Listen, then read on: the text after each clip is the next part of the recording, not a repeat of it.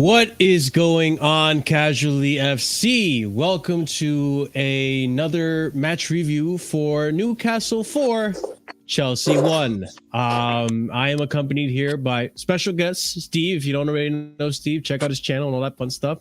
Ahmed, Real Chris, Oliver, and The Undertaker, aka Winter Surfer, aka Andrew.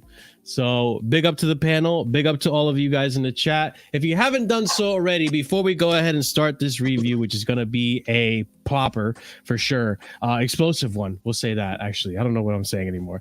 I'm lost for words because Chelsea is baffling. Smash the like button so that you can get the algorithm to work in our favor, get the channel out there. Be sure to subscribe if you haven't done so already. We're 7 away from hitting 2.3. So if you can help us achieve that, I would really greatly appreciate it. And then on our way to 3K slowly but surely, hit the bell notification so you are notified whenever we do go live. Check out the links in the description for everyone's content, my link tree, the Twitter, Discord, Ahmed's YouTube. We got Sarcasm City, and I'll also put in Steve if you want to just send me your YouTube so I can go ahead and send that.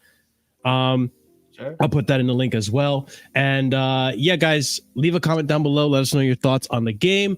And then last but not least, if you haven't done so already, do check out the memberships. There are 4 different tiers starting at 99p, and you get some fun emojis and all that fun stuff to enjoy. But yes, Steve is here to troll us. Big up to everyone in the chat. Let's start off with the quick summary of the game. Oh boy. All right. Anyways, so first half, scoreline is opened up by Alexander Isak, who is given space, a pass right through the defense. Isak, as he should, as a good finisher, finishes it away and gives Newcastle the lead 1-0 to start off in the 13th minute. 10 minutes later, good tackle from Nicholas Jackson to give Raheem Sterling the ball. Raheem Sterling moves forward with the ball and gets fouled outside the box. Takes the free kick and leaves Pope standing still, frozen. Unbelievable. Does not save it, and we are 1-1. First free kick that Chelsea has scored since Mason Mount. So that was nice to see. And then second half, completely change of pace, change the story. Lascelles manages to score a goal. I think it was he crosses it in unmarked. Lascelles headers it in. And then not even a minute later, Palmer passes it to Thiago Silva. Thiago Silva with a horrible mistake. Joe Ellington pushes it away, clinical opportunity, and gets a chance to put it away.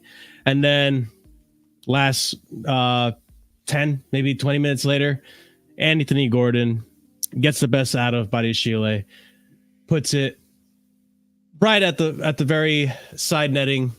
Sanchez can't get to it, and we are talking about a 4-1 game now. Big up to Toon Tactics TV as well, who is another Newcastle fan here to talk about the game. Big up, my friend. Welcome to the channel. Thank you. I guess, of course, brother. I guess to start things off, we'll Steve, your overall thoughts on the game, and then Toon Tactics, I want your thoughts on the game as well.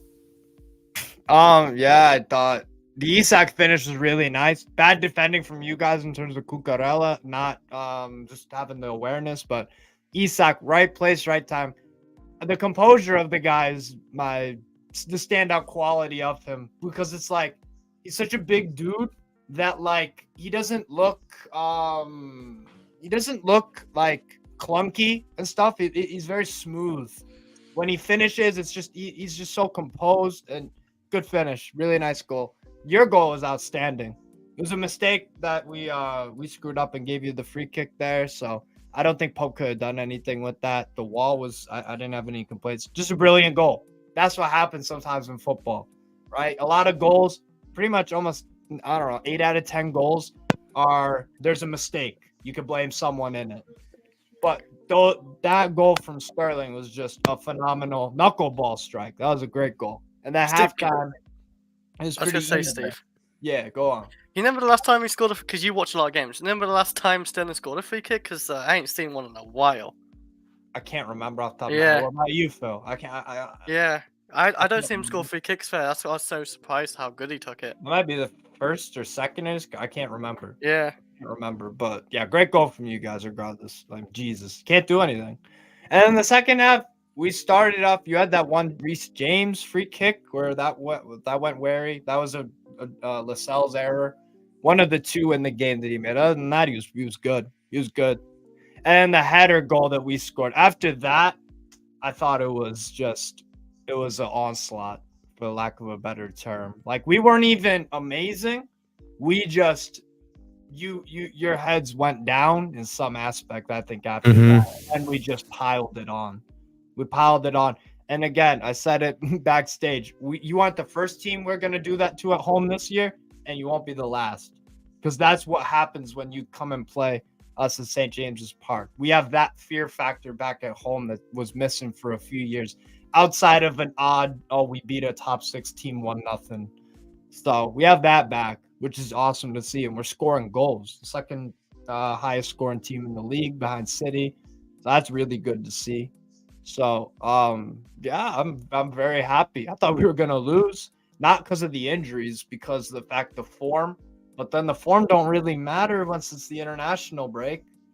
That's the thing. So my logic was flawed in that. I didn't take that into account. But yeah, just a good performance from us. And like, yeah, there are a lot of things that you guys need to work on, but it's a young squad and all that kind of thing. But yeah, I just thought, yeah, this is what we do at St. James's Park. This is what we do, man. Steve, how many injuries did you guys have today? I think 10. 10 injuries as of You want to today? count suspensions? Yeah, missing players. Yeah. Let's say that. Yeah, missing players. It was freaking what? Let me pull it up. So it's probably about 10 or 11 with Lewis Hall was ineligible because obviously Chelsea are still his parent club, and Willock got injured in training yesterday. So we already had 9 before those two. So it's about 10 or 11. Yeah. It's a full 11. Hey, welcome to Chelsea's club, of injuries. Yeah, exactly. Elliot We've been Anderson, going for a lot. Barnes, Botman, Byrne, Tonali, Lewis Hall. That's 6.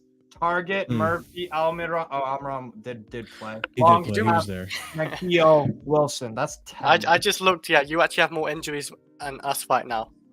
Yeah, I don't think that's the part that's frustrating for Chelsea fans, right? Is the amount of injuries you guys had. You didn't have necessarily your best starting 11 on that pitch, and regardless, 4-1 is embarrassing. I mean, before I get onto the Chelsea aspect of it, Toon Tactics, your thoughts on the game overall?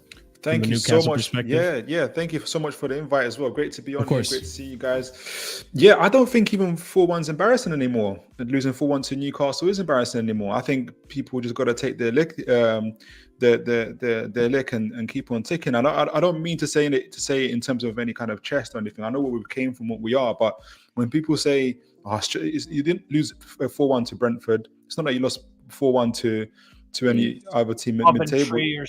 Exactly. We're competing on all fours, and I think leading up to this game, I can understand, and I said it in my pre-match preview, I can understand where the narrative and what Chelsea fans and even Newcastle fans are thinking. You guys had in the 5 games that you played prior, you scored 14 goals. You had the 4-4 draw of Man City. You beat Tottenham, very, very convincingly. It was looking like it was beginning to click. Whereas obviously we just lost to Bournemouth at the Vitality Stadium. Exactly. And then at that point we had 13 injuries, and obviously we've got Botman back. Not Botman, excuse me. Isak back now. So I can understand the confidence going into this game, but I was a bit surprised, in terms of predictions from folks were like, it's going to be, Chelsea are going to just be too much. The quality is too much. For me personally, and all respect to Chelsea, because when I say this thing, I think the quality that has been spoken about and the team that you have to prove it, and like we do, and you've yet to prove it. And when you've assembled a squad, you've got a group of guys that have only played for 12, 13 games together in the Premier League, as well as obviously cup competitions in pre-season. Yeah. These are the games I thought, I guess we'll talk about the tactical element of it as well. Even with our first 11, we knew that we're going to have obviously Trippier in the right back, Livramento on the left back. And I thought Trippier will be okay against Sterling. I didn't think Sterling was going to, but this is prior to the game. And I didn't think Cole Palmer as good I think he is in the pocket, I think he's excellent in the pocket. Yeah. He's not going to outpace or outmuscle Livramento. So I thought about that, and the key game for me was going to be also in the midfield. And I want how it would go between Gallagher and Bruno. Well, we've seen how it went between Gallagher and Bruno, and he just overwhelmed him. Gallagher had an awful game, but that's tactically. I guess we'll speak about that a little bit more. But there's an element of, because your team's so new, that chemistry and that growth and maturity. And I can only say this because I'm witnessing Newcastle going through this. Why we're ahead. When you go into a place like St. James's Park, and Arsenal made this mistake where they were beginning to take control of the game, and then Havertz takes that wild challenge, and it changes a game that was tactical or more control into a fight.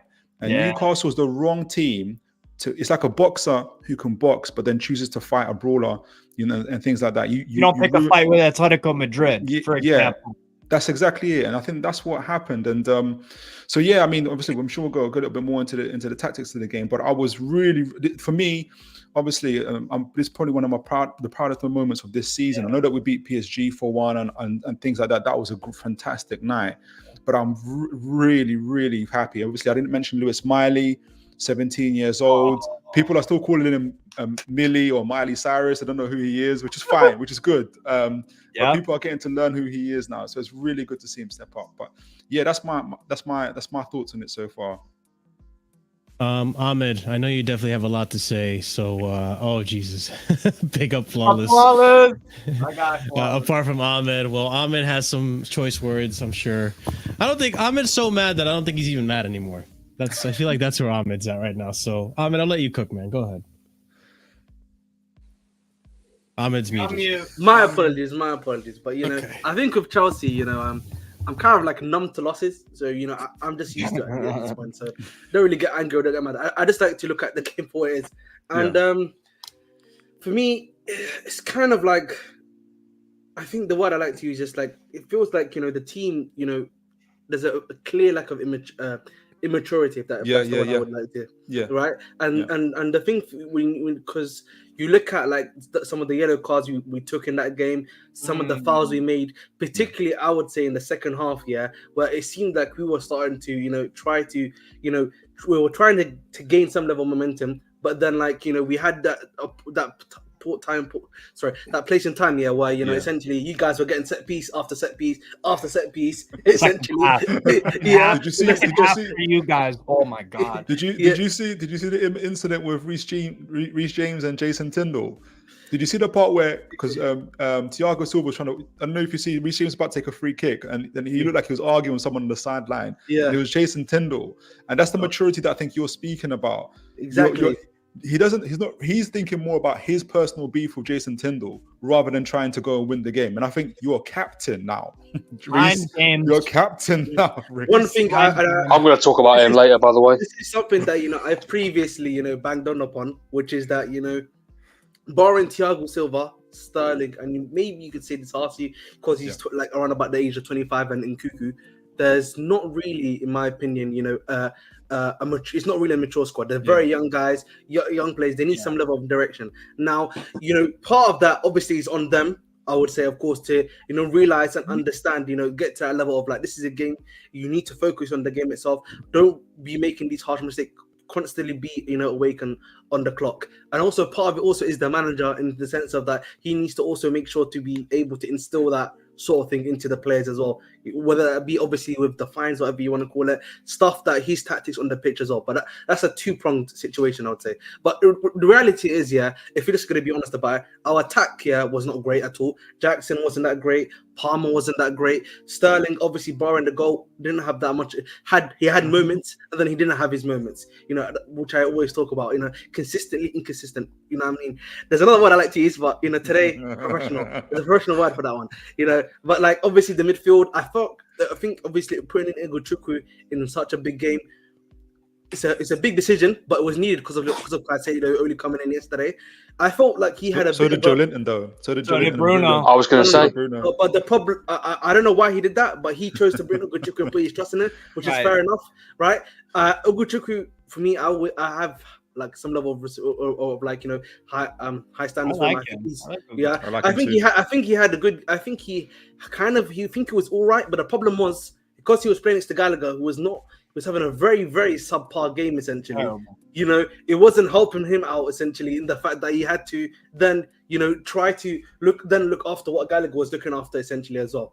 Enzo Fernandez, the best word I can just use for him is like not really moving me at all, and then Kukurea, we talk about Kukurea last few games been playing great, but then then he has another game like this, like the first goal, man. I looked at that and I was like, you can see 3 of the other players, literally they hit the high line like this. They need almost like they need to do him. Let's take one step forward. Like it really looks like that was like crazy. Badiashile. Now this is a hot take from myself, This is what it comes down to. Badiashile. Take a drink before you say it. Should not have started this game for me personally.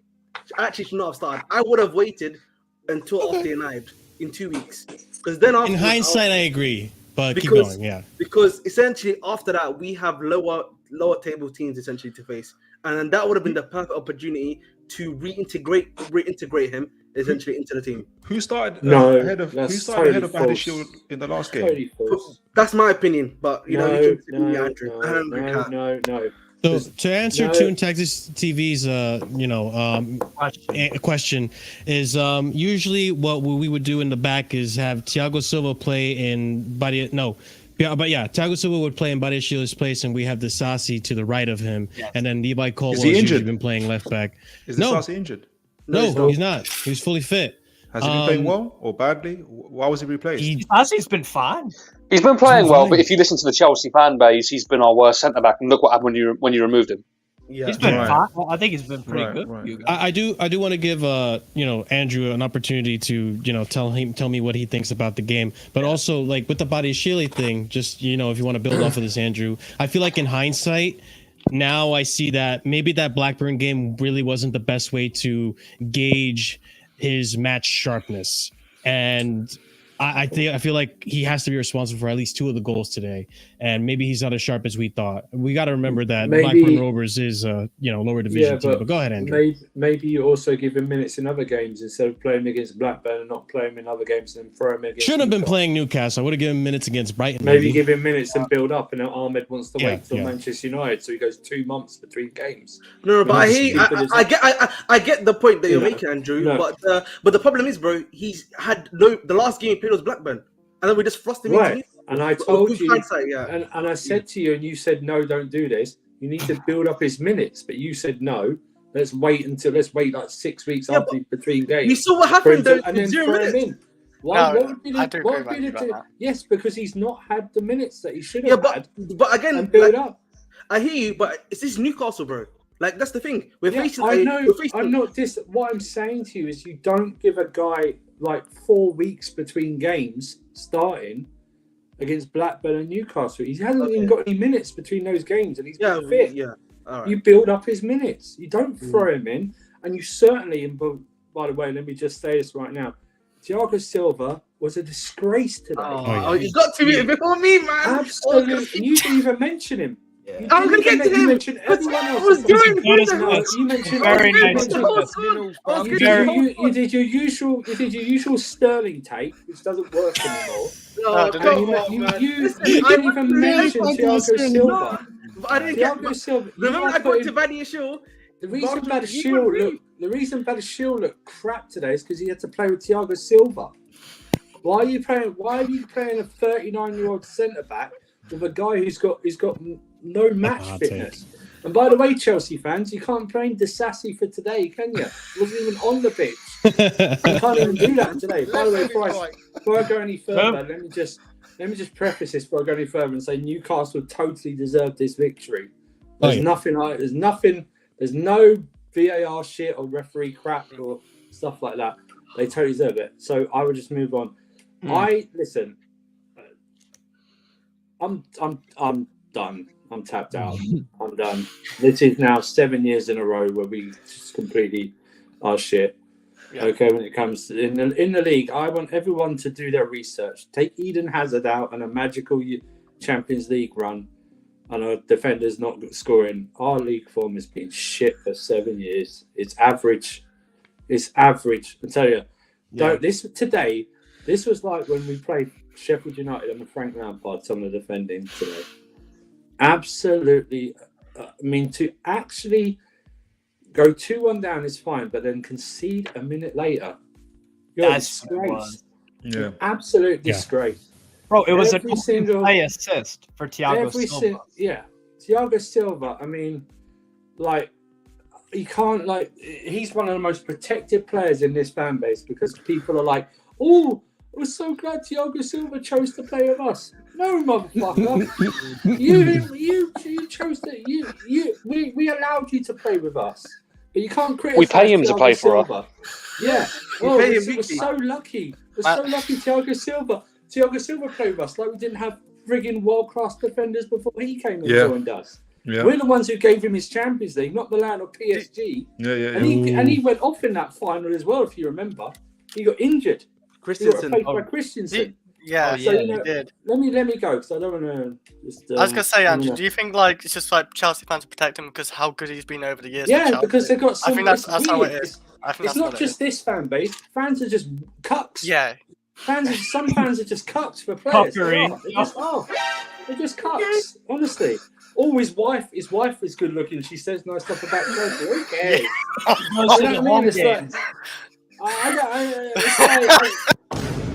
don't understand this, and I feel so sorry for Ugo Chukwu, man. Again, another guy thrown in for like weeks on the bench and cold like that. Yeah, Andrew, you know what it reminded me of? about Newcastle. Oh, I'm no doubt he will be good, but to throw him in, it's like you said it. Caicedo arrived late. Okay, well, so did Bruno. Bruno G arrived late. Wellington as well. Enzo played. What was the difference between Enzo and Caicedo? I mean, okay, so he plays today and then he's got like a week off. McAllister played for Liverpool today.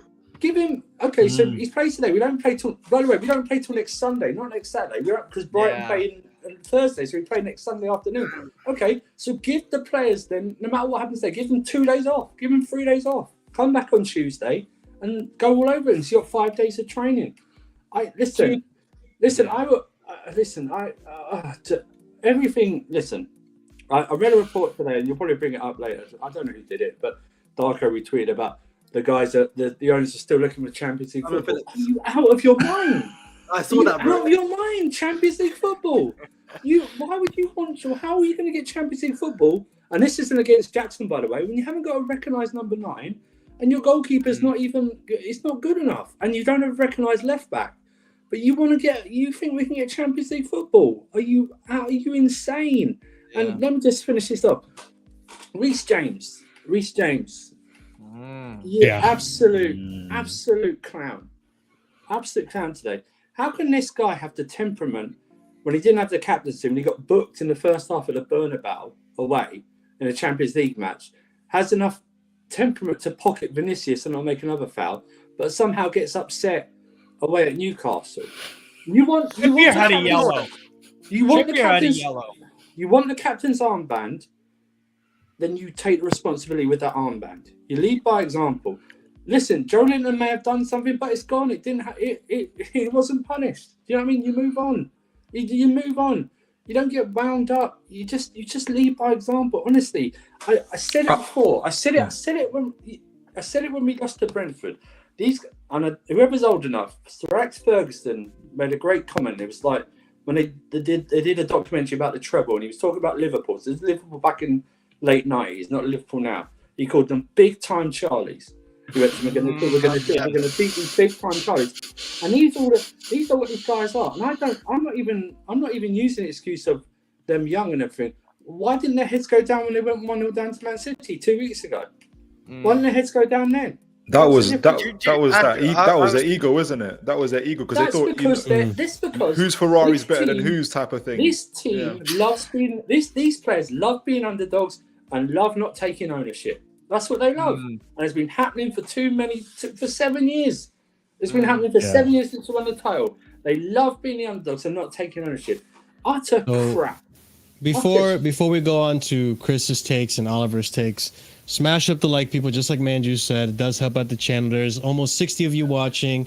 And the other thing I want to mention, listen, some of you may not like what Surfer has to say. I don't disagree with what he's saying. There's some things I do agree with, some things I don't. But this isn't an echo chamber. We all have different opinions on the game. We have Ahmed Stinky Sterling agenda, but we still love him. We love the different takes on here. So hey, if you want an echo chamber, there's other channels I can point you to. But let me just address this idiot, right? And your minerals. Right? Let me just address this, right? Fucking minerals. I've been supporting Chelsea since '95. Okay, I got excited when we signed Mark Hughes on a free transfer. He's all right? Zola player. Yeah. So don't give me this new Chelsea fan bullshit. All right. If you don't like it, fuck off. You know what I mean? It's not the right thing. Yeah? Listen, man. Let's go back. True facts, man. The true facts, man. That's what it is. The true facts. Oh, man. Chris, what are your thoughts on everything? Well, I think Andrew definitely said a lot and put right. Like, I do agree what Andrew said, but like today for me, like it just definitely in reality and like put my faith down in the bin, basically thinking we can actually somehow get top 5 this season. Today I thought, you know what, we can actually maybe go on a decent run. We beat Tottenham, but they was down to 9 men. We did well against City, we came back from goal every time and like caught back up. Arguably we should have won that game, I thought. And then we go to this game. I thought it was like down to like discipline today as well. Like, or like one team's organized, another team isn't. We just came for a kickabout, I thought. The players just want to like kick the ball out. Every time the whistle blew, they kicked it around. Go that way, yeah. Yeah, it honestly just it was disappointing, that was for me as well. Like Hunger. Yeah. Hunger was another big difference. Like, I don't think Newcastle had to be that good today. I thought you was just organised and we was just there to be reckless and just cause so many. Yeah, was it like 3 times today as well where like the whistle blew and we just kicked it out? Like Reece James, Cucurella, and yeah, that was ridiculous. Like I think those yellows are a little absurd, but if that's part of the rules, then you should follow the rules. He's doing it for both teams though. Yeah, they're professional footballers. So yeah, it goes for both teams. So not to do it. Yeah, so it didn't make any sense why they did it. Like, and as another thing as well, we just lack concentration. That's where I think the difference was with City. We was fully concentrated for that game, where we conceded at 60 minutes, like you said. We conceded at 2-1. And then we go in 61 minutes and Thiago Silva does that. Like, for a very experienced centre-back, it is very disappointing. Now, I think if Poch wants to be a serious manager, he needs to bench that guy for next game, and even the rest as well, because if, say, the other centre-backs, actually do well, like when they replace Thiago Silva, because Thiago Silva has actually no right into his team right now for me. We have other centre-backs who can do a better job, Disasi and Badishile, even Colwill, where I'm actually dying out to play Colwill at centre-back, but he will play left-back next game because we've lost Cucurella to another, suspension for many yellow cards. Reece James for that, red card for that as well. Like, it's just cost us as well for next game. I don't know who we have next, but I don't have any faith in Brighton. We have Brighton next. I think we'll lose that as well. Right at the bridge. Yeah. Where we're going with this, I don't know. But like, I thought Gallagher. I don't know. Like, Gallagher was just absolutely awful. It's probably the worst game of the season. He's definitely our worst player today. I guess Enzo Navy is our best player as well today. Like, I don't think Enzo is that bad, but I don't think Enzo could have done a lot in this team, I thought, for me, because most of the players is like way below even Enzo's level today. I don't know. I've given up faith on this team at this point now. I don't know what else to really say about it. Like, it's hard to say. It's hard to add on to these summaries, Oliver, but I know you had certain complaints that you wanted to bring up and discuss, so I'll let you go ahead and do that. Yeah, everyone else kind of hit the points, but I've really got 2 I want to talk about, and one of them is going to be a bit of a build on what Andrew was talking about with Reece James, but I'll start with... Reece James. No, I'm not going to start with that. I'm going to start with something else that no one's mentioned. I don't see enough people talking about this. Our defending balls from out wide, is shocking. And this is not just this game. We've seen this against a 9-man Tottenham, where you have Eric Dyer and Bentancur in 2 different situations getting 3 headers on the back post, and one of them was offside, the other one was a horrific miss. We on another day, we don't beat Spurs because of those 2 bozo moments of organisation. And you look at it today, like, I can't fathom it. It's really bad. It's not even just from set pieces, it's just from general crosses out wide. We can't deal with them. From corners, we have a goalkeeper who looks like Bambi on ice. He doesn't have any strength. He can't stand up in the box. I think I saw him do the splits once today. Like, it's just shocking. It's not convincing at all. It doesn't give any confidence to, it doesn't give any confidence to the fans. They don't believe in the manager or the players that they can deal with these situations. And then the players lose confidence, and then you just can't defend. I'll talk about Reece James now because I agree with a lot of what Andrew said, and I'm just going to build on it by saying that it's really quite embarrassing considering the amount of games that Reece James has played over the last 2 years that he is that immature to get sent off. We put him on a 6-year contract a year ago, one of the highest paid defenders at the club, and for him to get sent off like that when we all know that he's got the quality. The one thing holding him back is the amount of games that he misses. So for him to take that second yellow is just shocking, and it's irresponsible as a captain. I mean, and the other thing too, to add on to that, is that we were losing. Like we're at a point in the game where we need to make a comeback somehow, and you get yourself sent off to that like that. And also Marshall, he's supposed to be one of the people leading us towards that. He's got the armband. He didn't galvanise us. The 39-year-old centre-back didn't galvanise us. There's no leadership on the pitch. So, everyone's just looking at each other. And when you're in that kind of situation, how the hell do you expect to move forward? There was a fact that I was telling you, Marshall, I think, which was that Reece James apparently hasn't played 3 games in a row since, I think, 2021 was the stat. What? Really? That doesn't feel right to me. It sounds believable. I can't lie. It actually sounds believable in the Premier League. 21, no. Since 2021, no. I think we relied on Reece James a lot over the past since then and overplayed him, arguably. I think it might be 20. He's either 21 or 22. It's one of those 21. I just don't believe that. But it's been since that period. Maybe 22, but not 21. No way. I pretty much remember there was like some stat that was about. I had that for sure. I read I think today actually.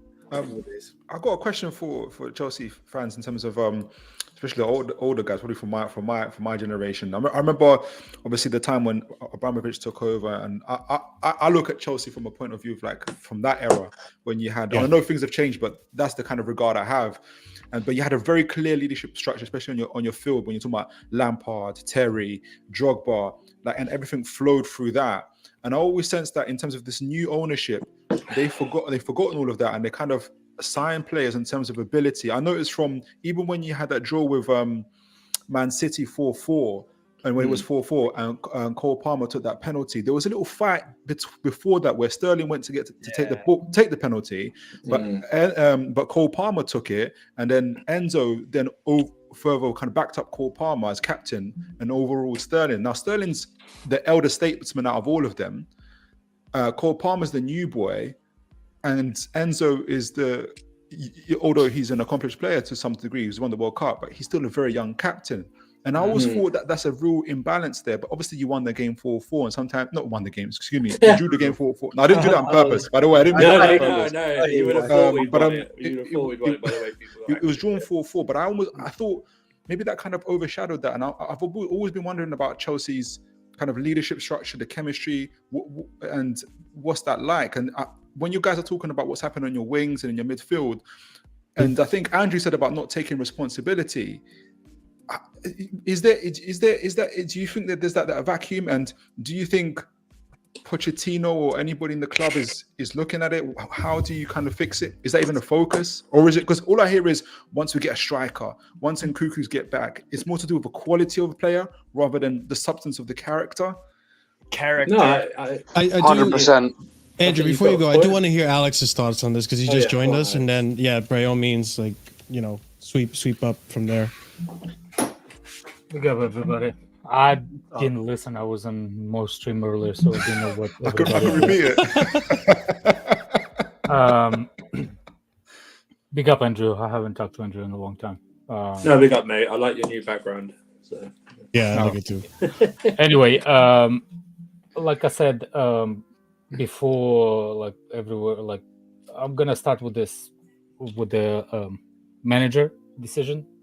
I don't criticize the starting 11, but he didn't change it. And when he realized that things don't go his way, he didn't address it within actually 90 minutes. So that's number one.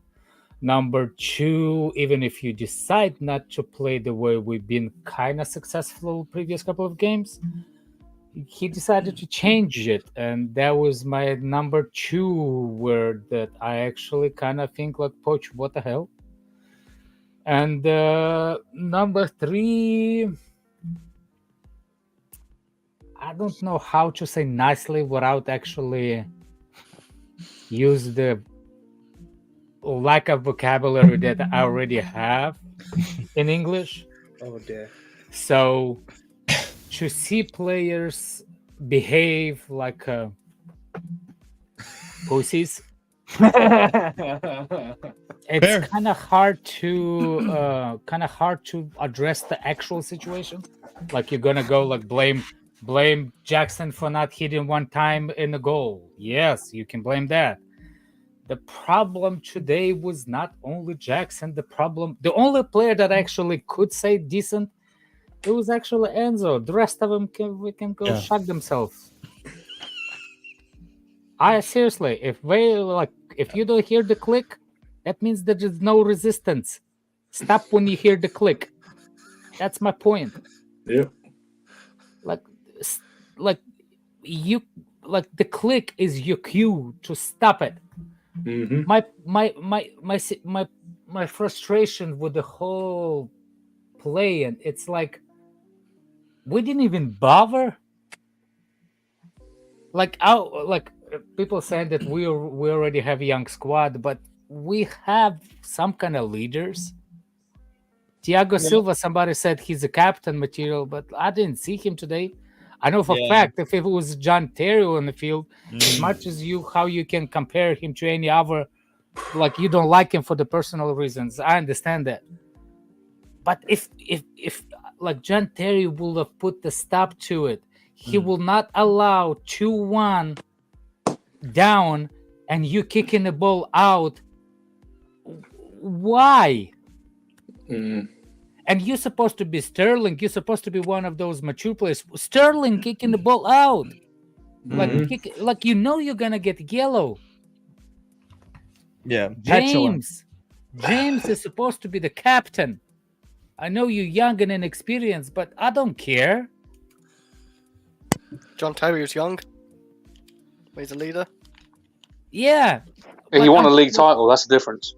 Yeah. James won the Champions League, but that's like it's you can be captain in moments. You already have experience of being injured, and you know that. So you're not on the field a lot. So please, when you are on the field, behave like a captain. So we can experience you more as a captain. Because James needs to value his time on the pitch. Because guess what? If you're not the captain, there's another bum who's coming up right behind you. His name is Joel.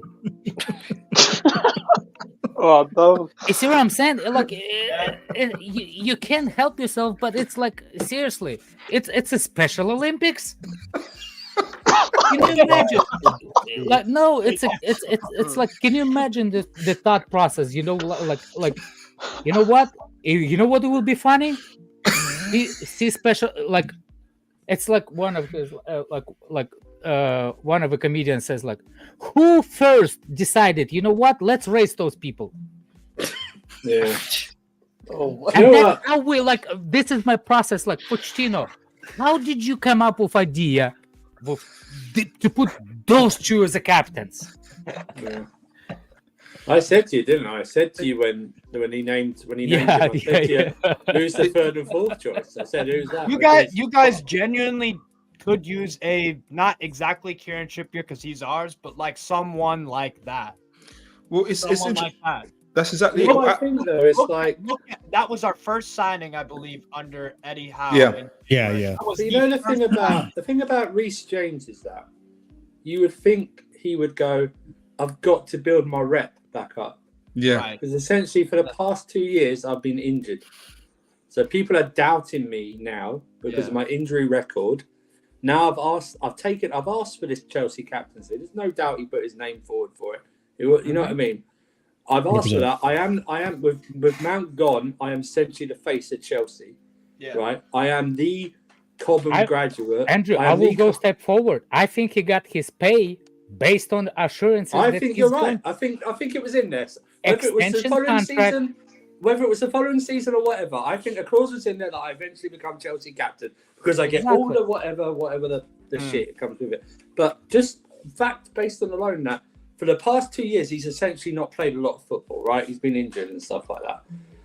You would think I'm going to get my head down. I'm going to lead by example. I've got this new responsibility. It's a youngish squad. I'm actually one of the more experienced players in the squad. I've won the Champions League, playing very well. I earned that. I'm considered one of the best right backs in the world. I'm going to make sure I lead by example. I'm going to build my rep back up. I'm going to be the best. I'm going to become the best again. And it's like I said earlier, Alex, you went here. It's like, how can this guy have a temperament when he got booked in the Bernabeu in the first half against Vinicius Junior and then pocketed him and then make another foul to get wound up as captain away to Newcastle United? It's mad. To people in the back, look, I'm not judging James as a quality as the player. Is the character of the team is in doubt right now? Is the character of the team? Because it's like you gotta set the standards, man. Well, that's Alex, all it is. It's funny because you didn't hear what I was saying, but literally that's exactly what I was saying before you came on. Isn't the quality? Because people are keep on saying we need a new striker, we need this for Chelsea. You possibly do. However, is the focus from the ownership and others more on the quality of player rather than the substance of the player? And when you're lacking substance in the team, Chelsea are not Chelsea anymore. If for instance, what you and Alex are just saying about, Reece James possibly getting a contract and kind of, I'm not going to sign it unless you give me this or give me that. That means Chelsea's not Chelsea anymore. That's because Chelsea, from what I know, Chelsea's a big club. It's the players that are begging to play for Chelsea, to be part of Chelsea, to be in the first team. It's not the other way round. And if that's the case, that's the case is what usually, and that's why I think the problem is with the whole like a billionaire club. Like we're the only one in a billionaire club apparently, but we're not in a league of our own. But the problem with the billion club is how to explain it. Like it comes like people think that like we hadn't been the Chelsea that attracted the players to come to Chelsea in the first place. Yeah. People assuming that we have to pay money to get us attracted, and that billion club is what the billion thing should have been spent on starting 11, and not the other way around. You don't build academy and starting 11 at the same time. You get youngsters by the way your number one team play. Your first 11 is the one that starts to bring attraction to your youth to the academy. Your academy does not gonna bring you Osimhen's, man. Why not? 1 in a million. Yeah. This is literally walking bend over as backwards forward. I hope people understood it. Basically, doggy style as forward. That's how we actually did it. I mean, Blue Lounge has some genuine good questions here. Is this a bad day in the office? Does the international break hinder or ruin our form? Do you think we are improving as a squad? Genuine questions. I mean, sometimes it feels like we're improving as a squad, but then we have games like this where we're losing to, a 17-year-old in the midfield and, an injury-ridden Newcastle. Like, don't get me wrong, you guys were good, but at the same time, like, we had the advantage going into this game because you guys had injuries. But you guys didn't have your best players. You're missing Sandro Tonali, so on and so forth. Isak just came back from injury today, and he scored. He was just like he never missed a beat. Hold on a second. That's a balls. That's a balls. The guy been injured, and he wasn't afraid of him because he's already has a long injury. He wasn't afraid of him to put in the starting 11.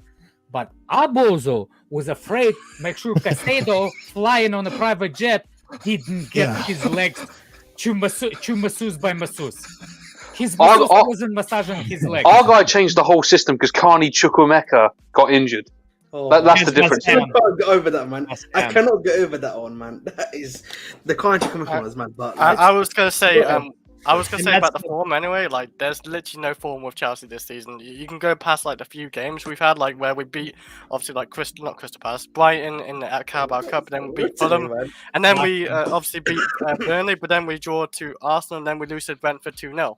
Like, This is why you can't. This is why you can't call it just a bad day in the office, because this is the new norm. Do you know There's what a it is, pattern. though? At best, we normally have like 2 You know what wins. it is though, like that's it. yeah, it's the same problem that we kind of had previously, where when it's the big sides, usually, okay, we're not going to add Newcastle into this equation, but I mean as a general trend, right? We always turn up for them, but like when it's the mid to lower table teams, we somehow seem to be continuing. I think it's two things that's added on to that. Obviously, I think it's kind of accepting maybe where Chelsea are at. This isn't the same Chelsea of Drogba, Ballack, and Terry. It's a whole new squad. It's a whole new group of players. And we were talking about leadership, we're talking about character. There's a real lack of it. And if it is the case because Newcastle is an interesting test point for you. And if it's true, for instance, that you only raise your game for Man City and Tottenham, where I think it's a bit more of the only way I can put it is a cleaner game. It's almost like technique for technique. Whereas Newcastle is going to be a bit of everything. It's going to be technique. It's going to be a fight. It's going to be, Jason Tyndall on the sideline taking the mick out of your mother. All of that kind of stuff going on there, and you just haven't got the characters. Just a couple of things, because I think everyone needs to respect the history of this fixture. I know before today we've won the last 2 out of 3, but overall, there are 2 grounds in the Premier League where Chelsea generally, for whatever reason, no matter how good our team is, we just do not fare well. And that's one of them's Newcastle and one of them's Everton for some reason. We just, whatever the team is, I mean, we've lost with our championship winning teams up at Newcastle. Do you know what I mean? We've lost with Mourinho didn't win a game. We've lost with Mourinho. We've lost with Mourinho. We've lost. He won one, I think. He won one. But we've lost with the Drogba's up there. We've lost I think we lost in Mourinho's second season of his second stint when we won the title. But my thing about going back to the Caicedo thing, what is the point then? If you're worried about Caicedo, what is the point then of dragging him all the way to Newcastle to make him sit on the bench? Because surely that is the same thing as him nearly as playing, right? It's true. If you're actually going to rest him, then leave him in London. Yeah. Do you know what I mean? It's like, what is the point? I would go or bring him on at half time. Ugo Chukwu was already booked. Do you know what I mean? It was like, bring him on at half time and see what happens. Now, I'm not sure it would have made any difference, but if you're that worried, why would you have him come up in probably by coach or something, sit in the cold of St James's Park, freezing the muscles, getting the freeze, and then not even play him? I want to ask the question. Why the process? I wish I was in that room when that process hit somebody's brain. Let's put Gallagher on the wing. And let's understand why. Like, okay, Livramento. Yeah, I did want to talk about that. So, thank you, Maldini. It wasn't, but that was the reason. Like, I want to know where the thought process started, and how. Like, if you think of Gallagher as the presser, how big of a threat Livramento you think that you will need to put one of the best. I see. By the way, Kay, the reason why he's not, if you wanted a proper right winger to play on the right wing, you would. The main option we have, either you can put Sterling on the right wing and then put Mudryk on the left wing, or you leave Sterling on that wing and then you play put Palmer where he was playing right wing 5 games. But the problem is, I think we saw this. He did the same against Man City as well, where he saw that Palmer maybe doesn't have that level of pace where he needs to push on that right wing. So he plays him centrally to provide that bit more creativity in the central point, and then he plays Gallagher because he has that energy. Palmer was stuck to the Gallagher in the middle. Gallagher was the high one. He was the starting press against anybody. City before. Now he was starting the press, but on Livramento on the right, because that's a big threat. By the way, Ahmed, that adjustment to put Gallagher on the wing and Palmer in the middle against City, that was a mid-game adjustment. That was good game management. In this game, he didn't even start out with Palmer on the wing and Gallagher in the centre. He just started with Gallagher out wide and Palmer in the middle, and then it didn't work. But the difference between this game and the City game, he didn't change it. He didn't go, okay, maybe this game needs Palmer out wide, where against City he didn't. And then we suffered for it because Gallagher had one of our best chances of the game. He fluffed that. Oh, that was a big turning point. I think that was a big turning point, by the way. And also his technical ability just got exposed again today. Then Jackson in the second half, the first thing that Jackson got the ball, and he didn't do nothing with that ball either. In the beginning of the second half, when Sterling did the thing in it, and then he literally all had to do literally shoot it. Essentially, but don't shoot it. Oh, so sad. So sad. I'm not blaming him because the whole team was shit. You know what the Ugochukwu thing reminds me of? It reminds me of last year when we destroyed Spurs 6-1. No, I don't remember. I don't watch Newcastle for a living. I have another Newcastle fan with me. He'll remember. When we beat Spurs 6-1. Let's just talk between us. We beat Spurs 6-1. The Stellini guy, when Conte got fired. Do you remember that, Andrew? He decided to bring in Pape Sarr in the mid. Remember all the stick Pape Sarr got because they threw him out of nowhere away to St. James's Park, and they got overrun. That kind of reminds me of the Ugochukwu thing. That reminds me of it because it's like you pull a player out of the blue and just say you're starting at St. James's. You're starting away to Newcastle. A young player, a young midfielder, promising Sarr and Ugochukwu, and you throw them in there. What do you think's gonna happen? That's what it reminded me of. The thing is, Steve, it's a lot worse here though because it's been quite clear over the season that Caicedo is a better option than Ugochukwu. Yes. Whereas you look at Spurs last season, they didn't have a clear stand-up midfielder. Exactly.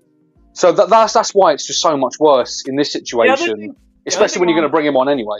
Yeah. And the other thing I wanted to say about Caicedo, I can't remember Caicedo having a good game against us when he was at Brighton. I know. I'm just throwing it out there. It's because him and Joe Linton have a South American thing going on. They cancel each other out, and it just becomes overly physical. I wish he would cancel one of your midfielders today.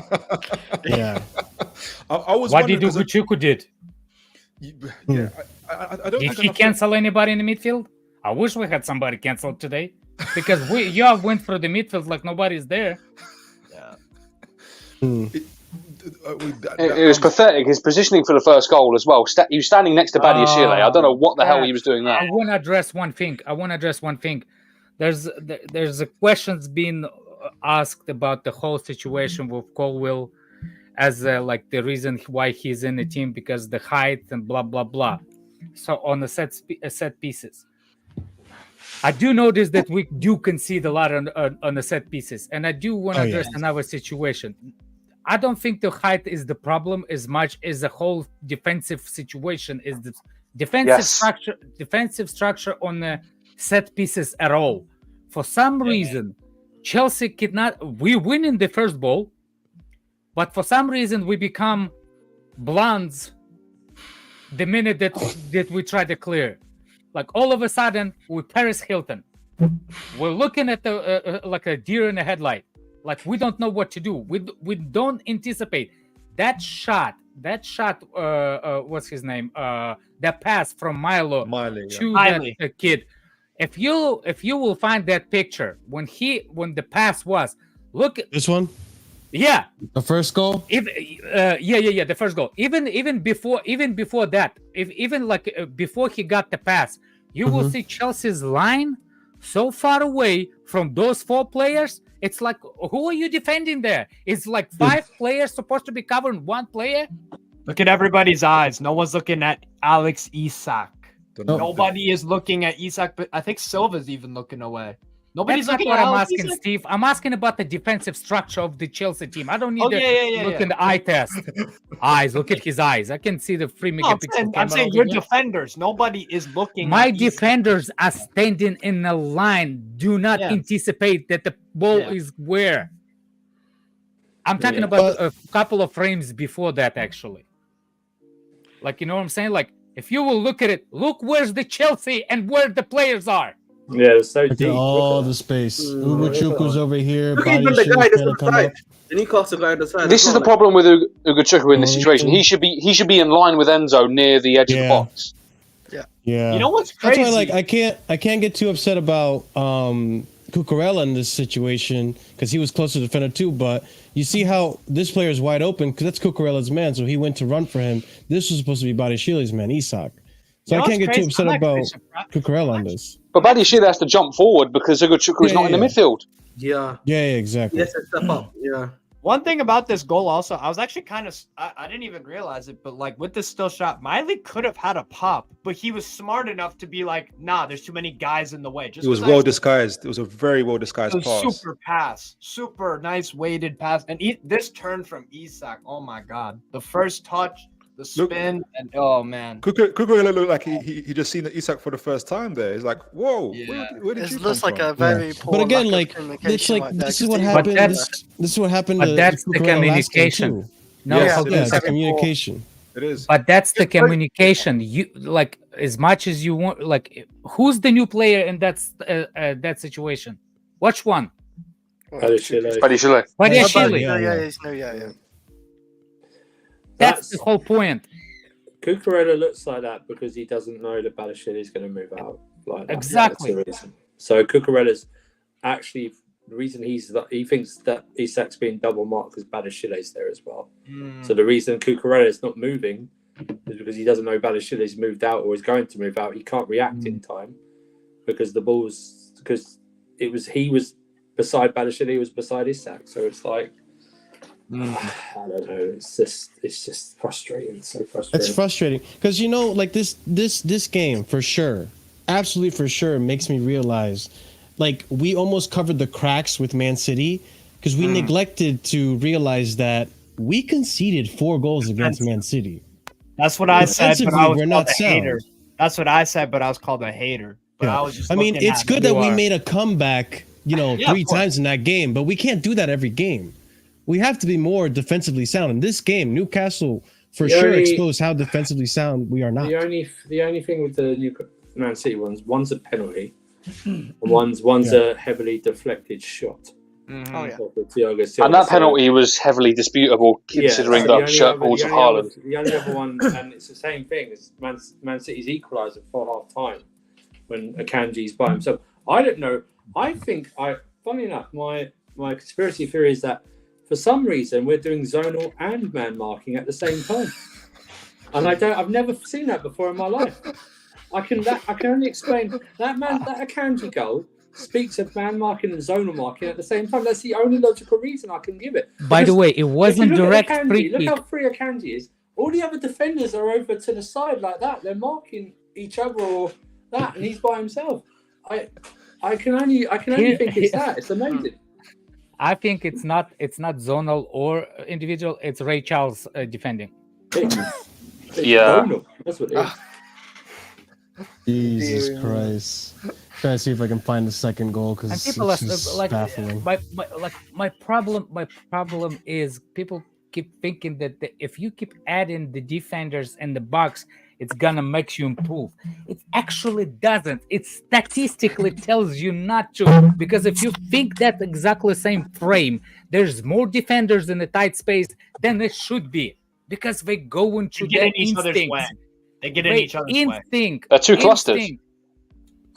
The instinct is going back. They're not reading. There's a meet. I swear Casado would have been there because Casado does not do this. And anyway, It is Andrew, you need to frustrating get off because that diet stuff. I'm gonna talk to you about it later, but you need to get off the diet. Okay. Mm, Cheers. I'm But- drinking. This is my drink. When I'm sad, I'm drinking.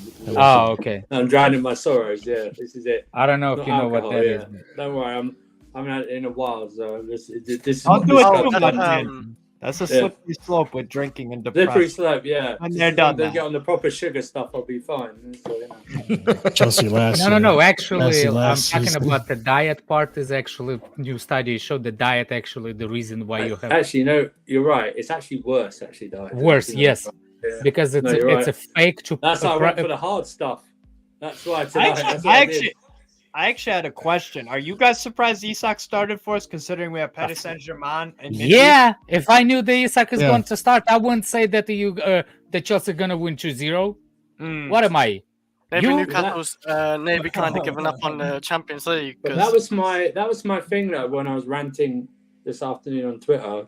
Was like going like, I don't want anyone using the international break an excuse for Chelsea, because like over half of Chelsea's team that started today didn't play international during the break. So it's like you can't even go. Well, but they were Enzo so and tired. Caicedo did. Yeah, but he still bought him halfway up the fucking country to sit on the bench. But it's not super hard. And It's not the super game, the last game was on Tuesday for Right, Caicedo. but Yes. look at our starting lineup. Sanchez doesn't play international football. Reece James didn't play. Badiashile didn't play. Thiago Silva didn't play. Cucurella, Enzo did. Ukachukwu, I think, played the under-17s, but it doesn't count. Gallagher had a few minutes, but who cares? Palmer had like minimum minutes. Sterling didn't play. I don't even know if Nick Jackson was on the bench for a lot of his games, I think. Right, exactly. So He's you not can't facing even that. go like you can't even go. Oh yeah, but they were all returning back from a long international break. And it's like no, about 6-7 of those players didn't play international football. So you can't. So they've had like a 2-week just training. Let for me. football. Oh, I So- gotta address somebody in the chat. Okay. You got my attention now. What's his name? Idiot. Ukraine could What? defeat Russia with 1.3 billion. Let me tell you a Is story. that Jack you idiot. Napier? I think that's Jack Napier. Yeah, it's Jack. Yeah, Yeah, that's him. Napier, Let me tell you, 150 didn't help, but you saying 1.3 will help, dude? Stop doing crack. You can I don't learn know it why on you the bring in timeout. politics You can learn into how it to just get to rid of it trigger on the this guy. timeout. Yeah. Oh, Come on, you guys. can ban him. He will have 10,000. We're trying to talk. Oh, We're no, trying yeah, to talk we- football, and you're I bringing don't this think into I this. don't Like, what think the there's hell? many. Can I just say? Yeah. It's a record for us actually banning people Yeah. for stream. Yeah, I've banned never had a people. timeout so many people in my life. What's going on with Yeah. you Or guys? was it really bad? It's the same person. Yeah, You're I don't banning know him, what's but like it's the this. This same is one. bad I today. don't. We don't mind banter, but if you get personal, what's Yeah, the I don't point? care. You know what I mean? I'd just Yeah, rather- the insults You don't have to is too actually. much. You have to ban him because I used No, to. no, I- he I just timed timed him him out. out. I He just timed timed him him out. out. That's all. Marde Yeah, Silva. stupid. Marde Usually Silva comes makes. back You with can come another back in fake 5 minutes, account. Alex. Yeah. What? You can He'll come be back in 5 minutes. Yeah. Oh, I But- don't care if he comes Yeah, back I or know not. you I'm don't. saying even if you ban him permanently, he will have another account. Oh, he's got 500 He more. has like He's got 500 bonus, yeah. more. Christ. Yeah, he's got Where this. the guy has nothing to do with his life. I mean, you imagine that guy's got enough energy, he could actually put it into something, Useful. useful. Yeah. Crazy. I mean, I do want to discuss also the other thing that was problematic today was going There forward we now. go. Going forward now. Oh Jesus Christ! This It's all guy. right. I got All him. It's all right. I got him. All right. One more and then I'm banning you. So the other thing I wanted to discuss too is with Thiago Silva. Is this now the sign like, okay, no more. We need to move forward without Thiago Silva.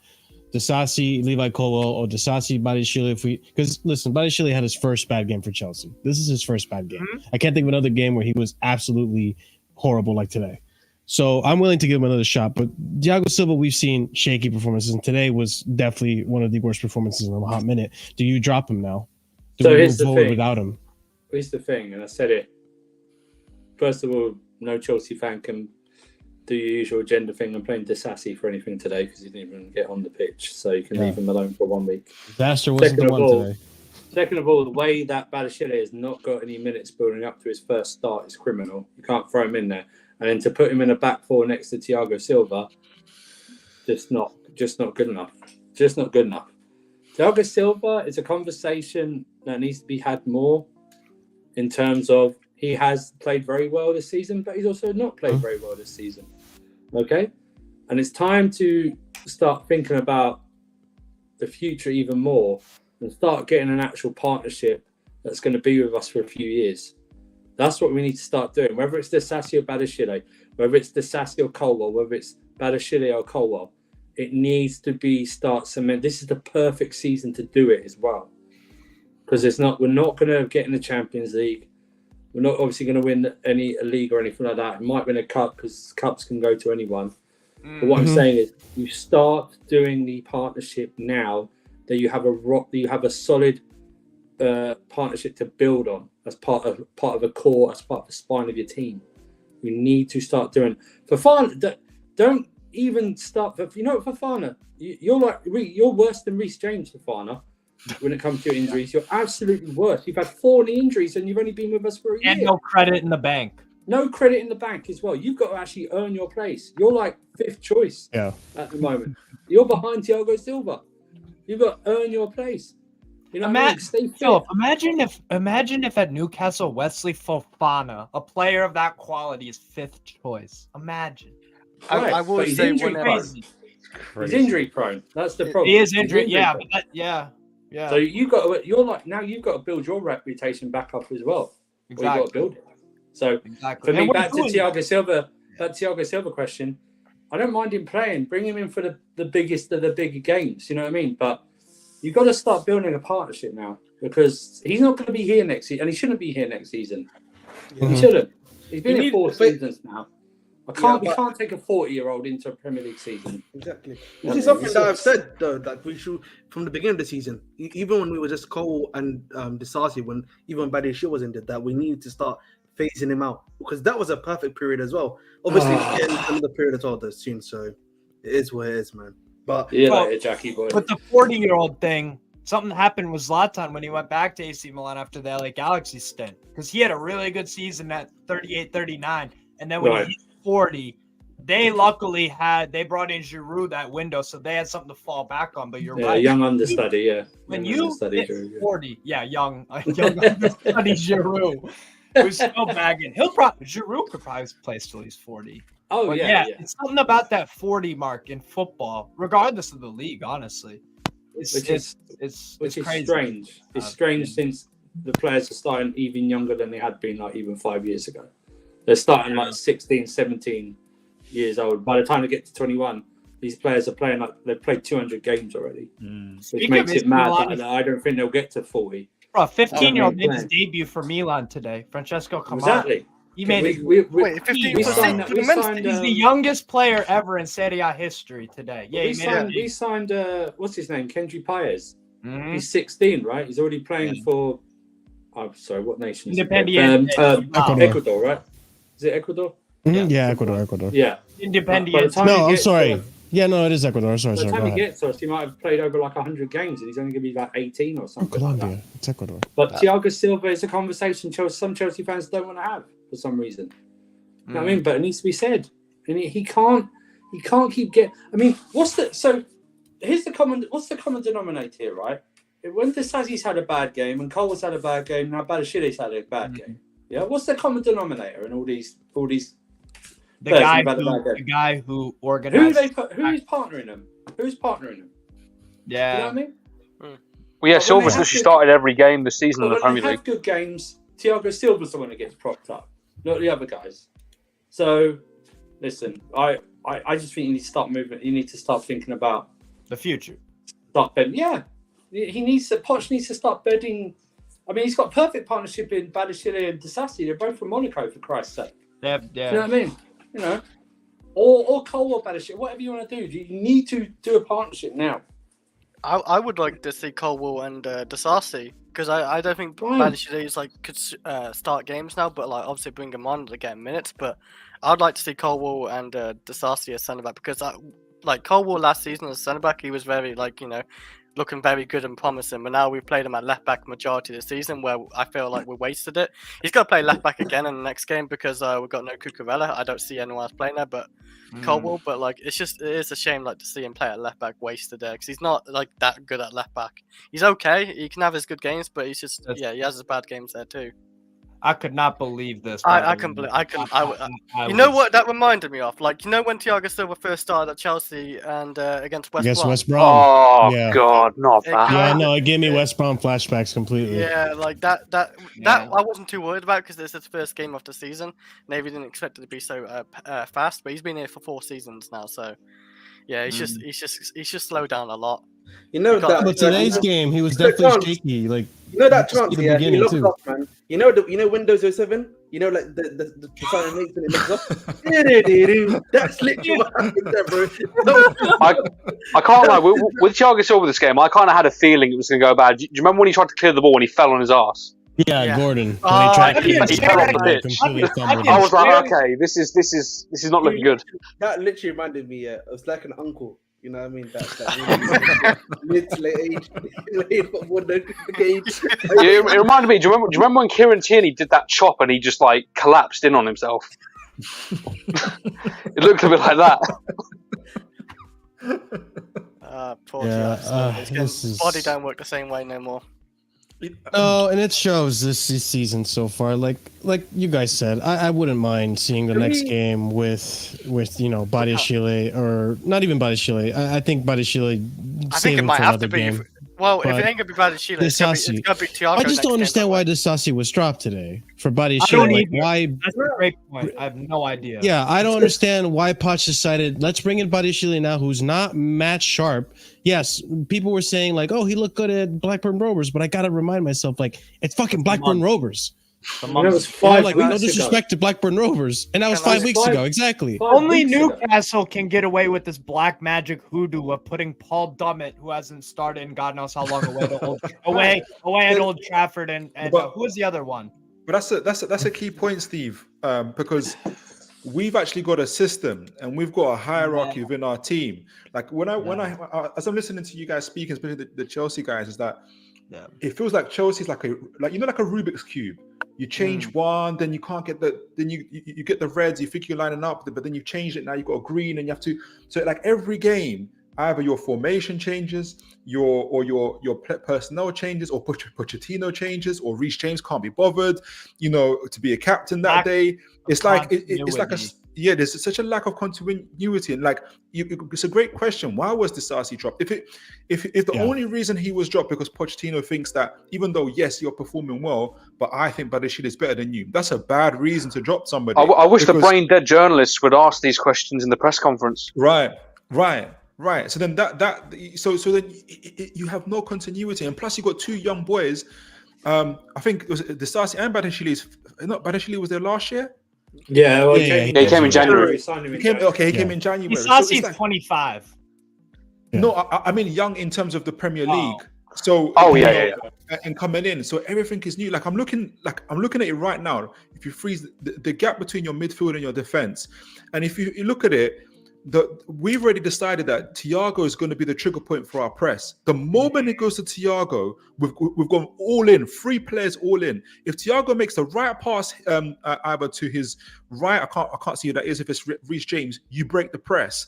Yeah, and he doesn't do it. And they've targeted him. Joelinton, Gordon, Isak all went for him. That was the press. That was what triggered our press, and we all went in on him. And it tells you a lot about what opposition teams see in terms of Chelsea's weaknesses. I thought you guys would do that. The player I was most worried about for us was going to be Jamal Lascelles in terms of on the ball. I thought you guys would press him, but you kept on pressing Fabian Schär or Trippier and all those other guys who are actually good on the ball.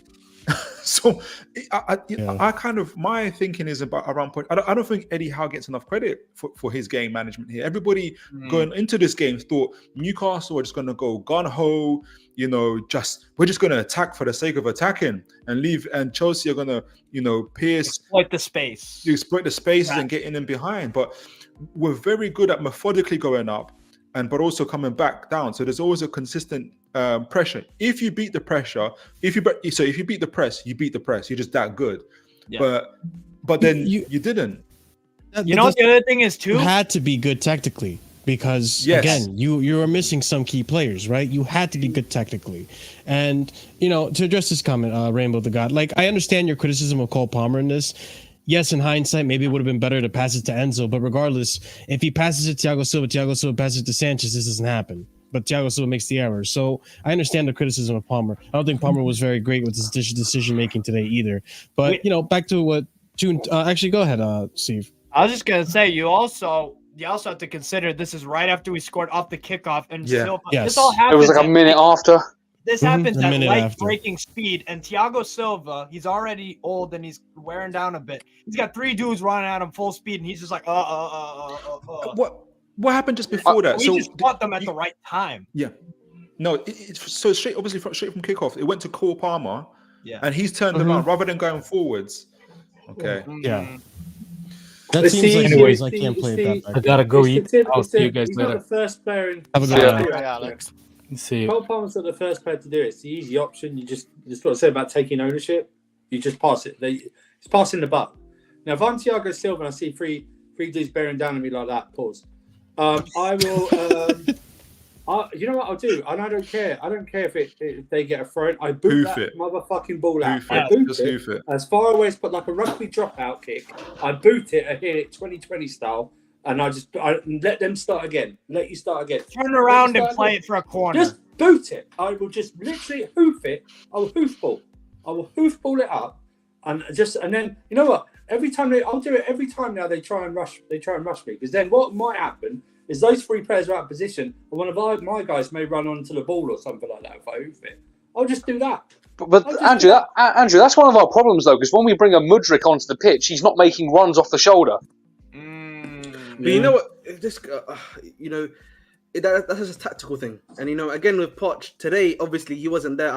Usually they have the radio thing, right, where they can speak to the assistant guy. Or He was in the stands today. No, but when yeah. they're in the stands though, even when in the stand, they have like the radio thing. Yeah, there should be. Yeah, right. And you have half time to talk to the players as well. Yeah, like I don't know, man. Yes. These late subs that he keeps on making when the game's either gone or it's just too late, it's not helping you either, my friend. Marshall, can you find the minute of the first substitution, if possible? Yes. And what the scoreline was at the time? It was the 68th minute. It was 3-1 at the time when he made the sub. There you go. That's Way too late. The only problem I'll say is this: the second and third goals were right on top of each other. Yeah, so yeah, it's yeah, like you can't go. We have no idea if he was probably planning the sub, maybe even before the second goal went in. Do you know what I mean? And then you hit like a double. They hit us with a double whammy. So then it looks like he did the sub select. Now we're 3-1 down. Well, essentially, it's like they've hit us with a double. Got hit, bam, bam. Yeah, exactly. So it's like now you're like You could have made subs before that, though, don't you think? He could have subbed Ugo Chukwu off at half time. yeah. Probably should have. I don't think Exactly. Chukwu deserved to get sub off though. It was Gallagher that had to go off. I mean, yeah. I would have advocated for him to come off. It's just that. Or put Gallagher in the position that he was succeeding in, and Palmer in the position he's succeeding in. I said that earlier. Yeah. I'll say this: if you've dragged Caicedo all the way up there, put him on the pitch. There's no point of having him on the subs bench. What, like for inspiration or something? No, put him on the pitch. What's the point in dragging him all the way, like wherever you've travelled by coach or train? Because it's like 7 hours either way. Like, what's the point? Even by airplane, just bring him on at half time. Bring him on. Take Ugo Chukwu out because he's succumbed to the occasion. You know what I mean? He's actually his head's probably in the spin. He's already booked. So actually, be fair to Ugo Chukwu, he didn't get. Unlike Reece James, he actually kept his head.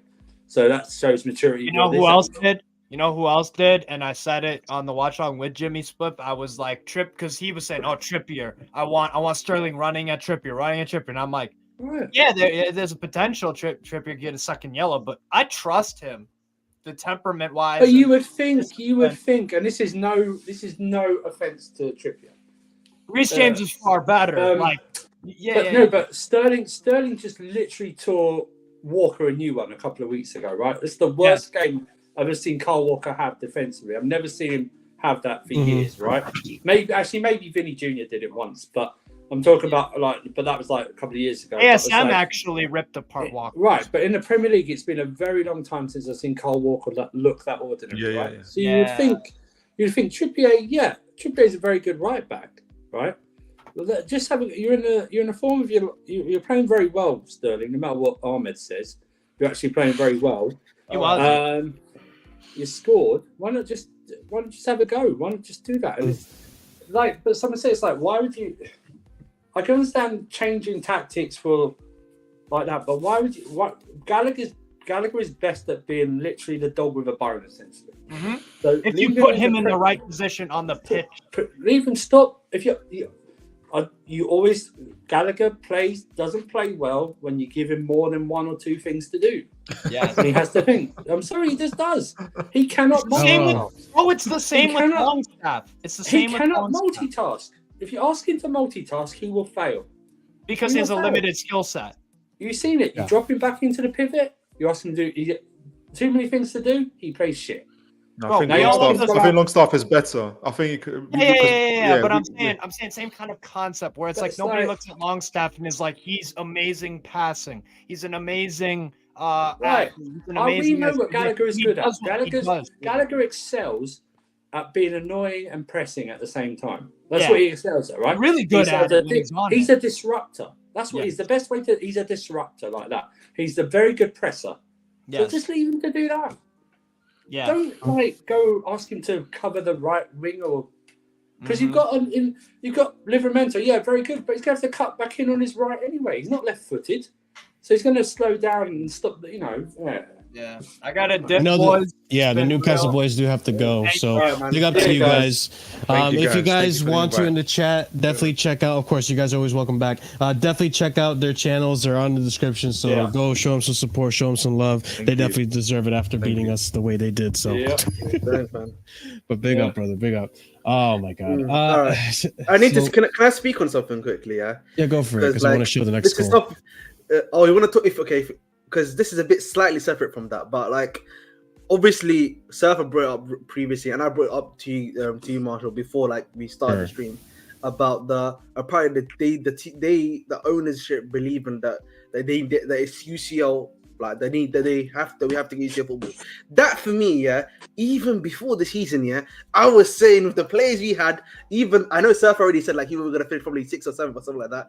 I was saying it is very, very unlikely the squad we have is gonna be able to get that, considering the number of new faces we had, the type of players we have, how much they need to even improve to get to that level that we're even asking them for to even get into UCL football.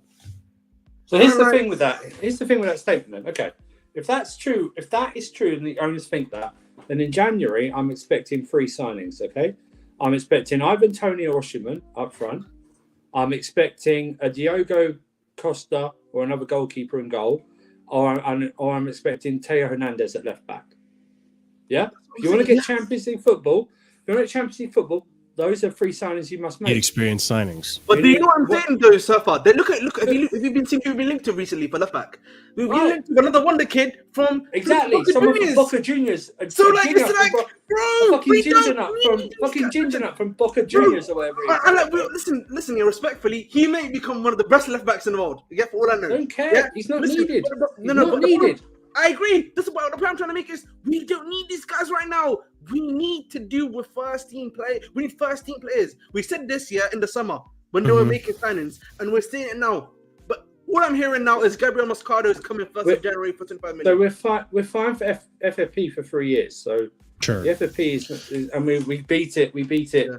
this summer by just Yeah. selling. And if we sell Gallagher again for like 60 million or something, it just wipes it off anyway. So it's one of those. But that's what I'm saying. You know what then? Okay, that's fine. You want UCL? That's fine. I need a world class. Well, I need a good goalkeeper. So get me Diogo Costa from Porto. I need a good left back. Get me Teo Hernandez or whoever. I can't think of another that comes to mind. You guys probably know. David. Huh? Yeah, get me Alphonso Davies. Alphonso Davies, yeah. Yeah, Alphonso Davies. And get me then Osimhen or Ivan Toney up front then. If you want Champions League football, then that's what you need to do. Because there's no way you're going to sell me on the fact you want Champions League football when you have Armando, and this isn't against these guys, when you've got only Armando Broja and Nico Jackson up front. And don't tell me about Nkunku because you have no idea what he's going to be like. And Nkunku, if we played today, wouldn't have done anything today to stop us losing 4-1. It's not fair. So to add on The to only those thing I'd points- say on Nkunku is he probably scores the Gallagher chance, but that's it. That's Sure. fine. 4-2, What that I'm doesn't make saying- a difference. What I'm saying is, even if he was fully fit, you can't expect Nkunku to be the one-man army to get us Champions League football. Exactly. Yeah. Too much hope on my Yeah. boy Nkunku. You're Exactly. trying to make Nkunku the savior, bro. That's last time we did that. Yeah, it didn't go so well for us. Okay. And I'm starting to see the same thing. I believe I've said this before. We're starting to see the same thing with Romeo Lavia as well. Yeah, and I think that's just misguided, on Romeo Lavia. Everyone- But to everyone go thinks- back to Everyone talks about Lavia like he's like 25 or 26. He's yeah, like yeah. 19. He's had one. senior Yeah, he's season. still gonna He's had make one mistakes. senior He's still season. gonna be One rotated. season. Yeah. So like to go back to Surfer's point and Ahmed's question, it's just like I feel like there's two thoughts I have here with the owners expecting top 4. I think one thing is, I agree with you guys. You can't get top 4 football and UCL football with investments. And that's what the youth kids are. They are investments.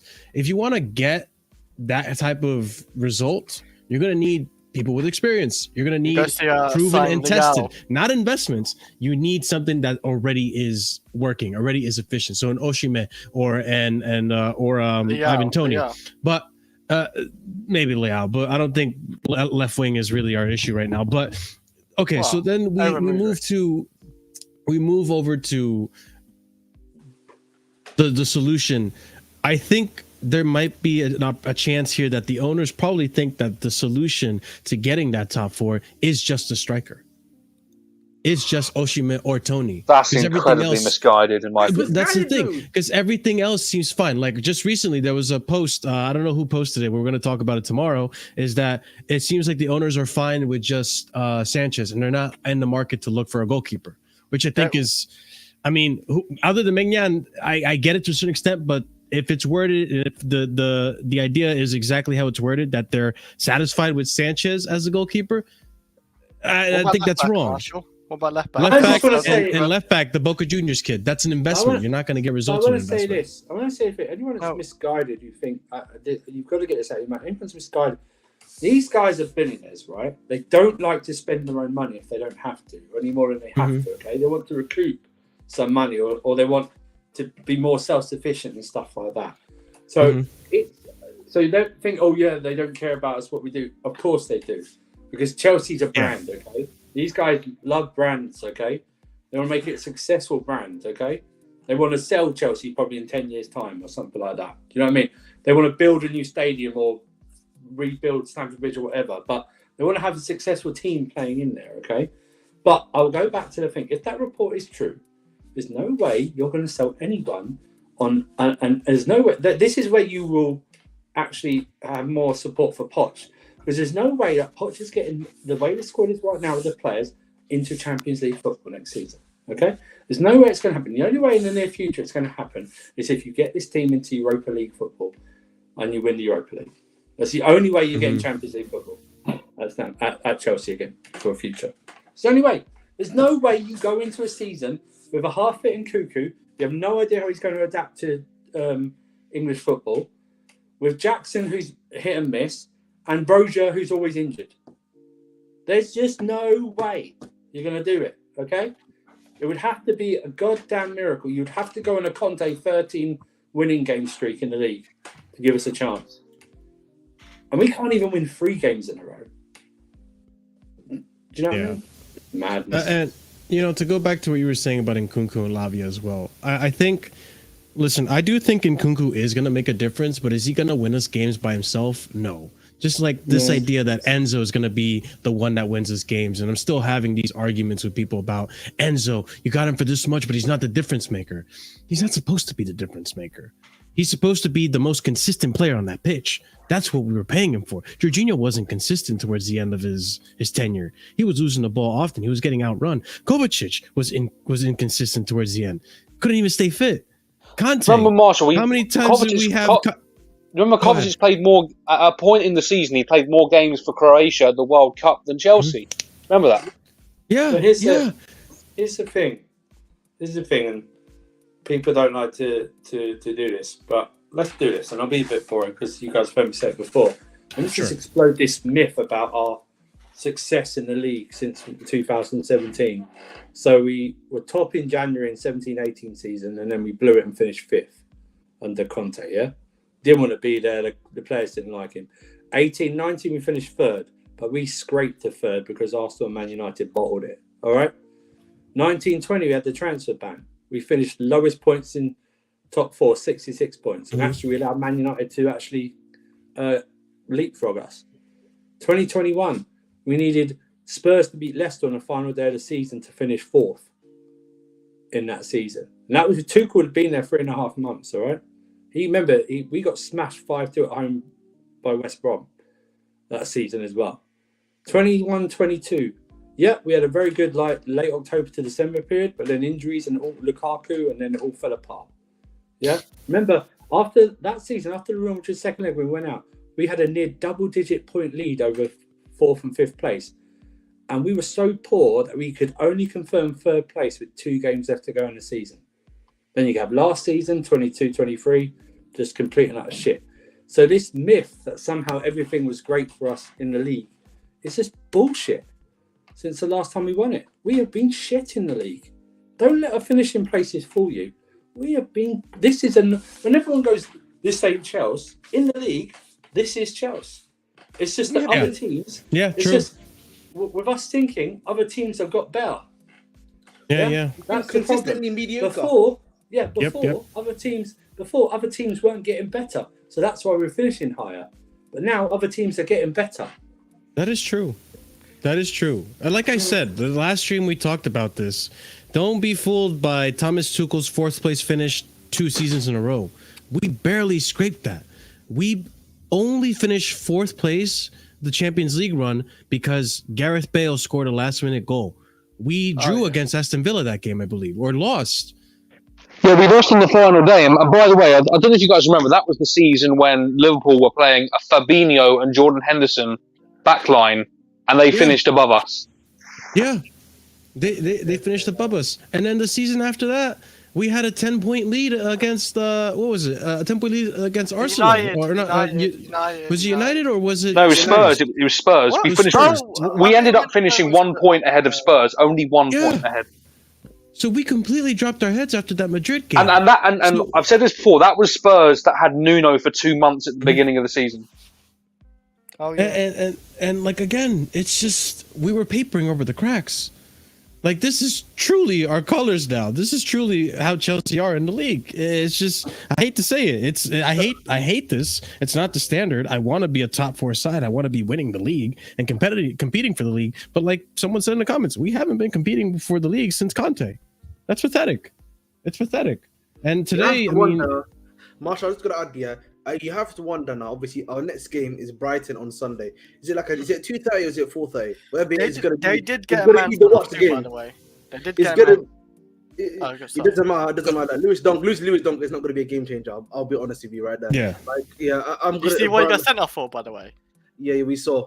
The call the referee Belland.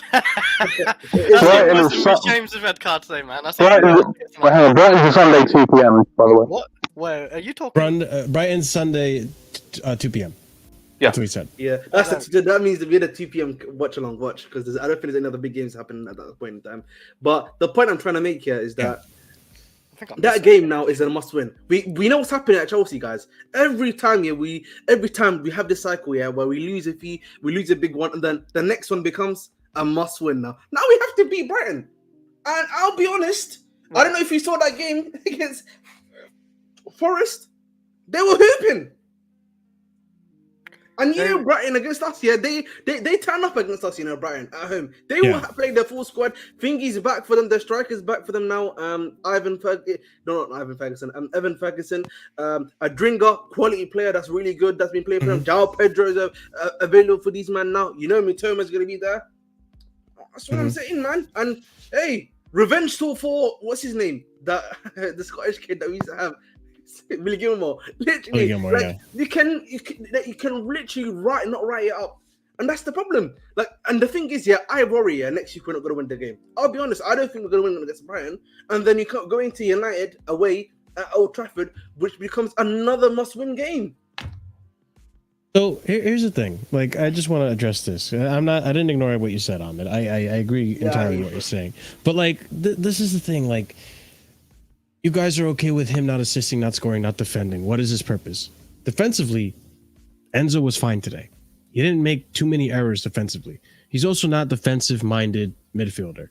And I hate that I have to constantly profile and explain to Chelsea fans how Enzo works and what his role is in this team. I feel like all of you guys just want a midfielder that can do everything. And that midfielder does not exist. I hate to say it to you. That midfielder does not exist.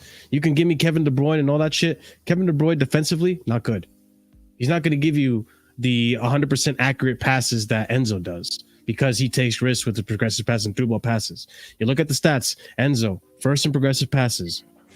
passes in the box. Like Enzo does is he gives you consistent passes into the attack in our Chelsea in our system. So he helps you connect the ball from defense to the attack. Him getting assists is relying on the attack being consistent and clinical, which I'm sure you can admit, Adri, our attack has not been clinical. Our attack has not been consistent. Him getting goals, why do we want Enzo to get goals when he's one of the more deep lying playmakers? He's playing in a 6th position. Why are we not criticizing our attack for not getting goals? Why is it fall on Enzo? Like, this is the thing that bothers me, is that when we look at this game in its entirety, I see Chelsea fans pointing at Enzo when there are so many different avenues to point at. Gallagher being horrible, Cole Palmer not being at his best, Nicholas Jackson invisible this game, our defense horrible. But for whatever reason, we want to look at Enzo when Enzo was the least of our problems today. I don't understand it. Marshall, I don't know if you can't wrap my head around it. I don't know if you remember the play, by the way. Enzo helped us build out of the back, and then then basically Palmer and James exchanged the ball a few times. And James cut it back, and Enzo had that great shot that got saved by Pope. Okay, you know what? Hold on. You know? You guys in chat. Like, I think some of you guys are actually retarded. Like, I think some of you guys are actually special ed. Like, Enzo Fernandez registered more successful passes, 34 out of 37, more successful long balls, 3 out of 3, and more successful interceptions, 2, than any other Chelsea player against Newcastle. But he's the reason we lost? Marshall, they're trolling. They're just trolling. That's the reason. He's useless? He's useless? Bro, no, he's useless. No, you know what, guys? He's right. He's right. He's bro? useless. I was just doing a little bit of analysis right now, guys. I want to do. Enzo, it's just 10 men, pretty much. Guys, I did some analysis today. Yeah, right now as we speak. Yeah, so hypothetically speaking, 5th place is where we need to be if you want to get UCL. Is that correct? Top 5. Yes, top 20. Dependent on coefficient. But listen, dependent on coefficient. Let's just say, argument's sake, most progressive passes in the Premier League. It doesn't break through line. All right, let's make this argument, right? Yeah, 25. Currently, that team, that is on 5th place is on 25 points. We are currently on 16 points, and this team haven't played yet, and that's Aston Villa. Right, they haven't played their game yet. So potentially, we could already be 12 points behind, even if the ownership are saying we need UCL football, and we've played Aston Villa already once. So here's the look at that. That's the gap I'm saying to you already. Though this is before even the Brighton game. Before you go, Andrew, real quick, just one more thing. I need to remind you guys. Eye test doesn't lie. Okay, no, it doesn't lie. I guess sometimes it's deceptive because you want to see certain things that you want to see from Enzo that you shouldn't be expecting from Enzo because he's not that type of player. So you want to tell me eye test? You want to tell me Gallagher's been better than Enzo? One, Andrew has said this multiple times, and we saw it against England. You saw Gallagher with England versus Gallagher with Chelsea. When Enzo and Caicedo are not there to support Gallagher, what happens to Gallagher? Useless. Okay? So the second thing is the position that Gallagher is playing. Yes, it's more impressive because he's playing higher in a more attacking position. And I'm sorry, you guys like to jerk off to your dopamine like, oh, he needs to score a goal, shoot in the box. Oh, yes, Gallagher. Oh, I love it. Listen. It's actually ridiculous. He's playing a more action, a more dopamine. Like, it's just a much more like entertaining position. You're not going to see Gallagher do what Enzo does. And if you do, you'd say he have a bad game too, even if he did play well. But, by the way, where's very basic, very boring shit. That's why it's not entertaining to see. Gallagher is in an attacking position. It's entertaining. It's thrilling. You get your fucking rocks off of it. You drain your balls to it. Like it's just so fucking simple. Like it's oh my god. Like I don't know. I'm losing my mind. Go ahead. Let me just say, someone put Enzo's got no physicality. Are you mad? He played the midfield for Argentina. They have. Anyway, the coefficient, we're fine. England's fine for the coefficient, no matter if Manchester United drop out. I saw a points thing. We're so far ahead of the 2nd place one. It's just not even funny. But as far as Chelsea goes, I think any Chelsea fan I think you really need to consider that we are not going to be in a European place this season. Well, Just- don't say that, Andrew. Like, we can win what Carabao it is Cup. even Andrew, even Well, that's the like, only way you get. That's the only way even you get the- to Europe. is when it's even if you look at even what's the lowest one after Europa League is Conference League, right? Conference, Which is, yeah. Yeah, that's what I said. Is that- Conference League. is that 7th or 8th, by the way? I just want to double check. Well, I don't know. Well, It's either around way- eight, either way, Conference yeah. League, I think Yeah. it's 6, isn't it? No, that's gonna be Europa the- League because top it's 5 the- supposed to be Champions yeah, League. I think Conference League is 7th, and you can get in there by the Carabao Cup as well. All right, 7th, Yeah, so 7th, don't right? worry, 7th. We'll So be there. 7th basically is right now. Yeah, is Brighton on 22 points. Who we face? no pace, no physicality. I mean, what am I saying? 20 it's currently 22. But anyway, yeah, they're on Controlling. 22 points for Conference League right now. Brighton, yeah, 22. We're currently on 16. We played the same amount of games, and we face these guys next week. And I honestly believe they will beat us next week. You know, They will. honest to heart, they will beat us next week. And remember, Brighton for me is a must-win already after what's happened against Newcastle. And then you go into United at Old Trafford potentially without Ten Hag. You know, if they lose to Galatasaray.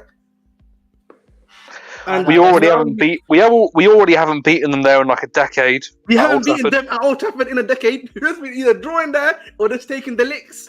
It's We haven't just- beaten them in the league since Conte, second season. That's what I'm saying to you. So then you're literally running into a quandary which you don't want to be running into. I said it, Danish Madden. I said it. It's just trolling now. It's just a bandwagon. It's clear trolling. It is. Listen, It's just a bandwagon. I wasn't that triggered. I just wanted to be Listen, fucking he's not. funny and Listen, entertaining he's had a over mix. the He's top. had a mixed season. Absolutely, he's not played. Yeah. He's not played well in some games. He's played well in some games, but it's just a. It's like the Disassi thing now. It's just. Is that the Gattuso? What's the Gattuso say? Sometimes Yeah. maybe good, sometimes Yeah. maybe shit. Hey, That's the other thing too. Like as with Enzo too, I don't even feel like he's really had too much of a drop off. I just feel like last season we were so bad that he looked really good because everyone else was shit.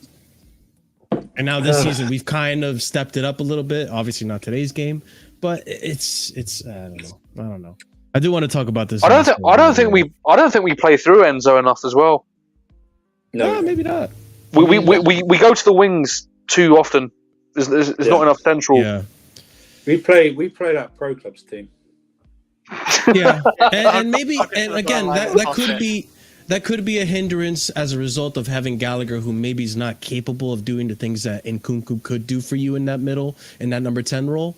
Maybe that's what forces Caicedo or Enzo to pass to the sides or switch the play over to the other end. And to the Wait, wings. Marshall. I'm not talking about Caicedo and Enzo passing to the wings. I'm talking about from the centre backs. They don't pass to the midfield. They pass to the full backs, and then the full backs pass to the winger. That's what I'm talking about. They bypass. Is this the anti-Gordon goal? Oh yeah. This is where we see Benoit Badiashile. I think Badiashili's out. fortunately. I think Badiashili's just physically gone at this point. I think He he's looked played- leggy. He looks a little leggy. That's here, what I doesn't mean. he? You look heavy. You look heavy-legged. Now you're playing with like 10 men, and it's like, yeah, it was wrong to keep him on this long. Like, he should have come off. I'm not saying we would have won or anything like that or drawn, but he should have taken him off around 60 minutes probably, just for a second goal. Should have taken him off then, or even maybe at half time. Like he did with Reece James. Well, Poch did with Reece James.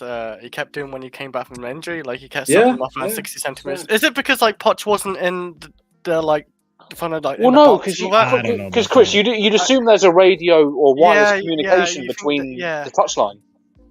I don't know. Yeah, that's the bit Can I weird. just say, I yeah? saw Reece James. He did that you know what, perfectly. man? I have to say, this news and the ECL thing, has kind of really changed a lot of my perspective. I don't know why I keep on going back to it, guys.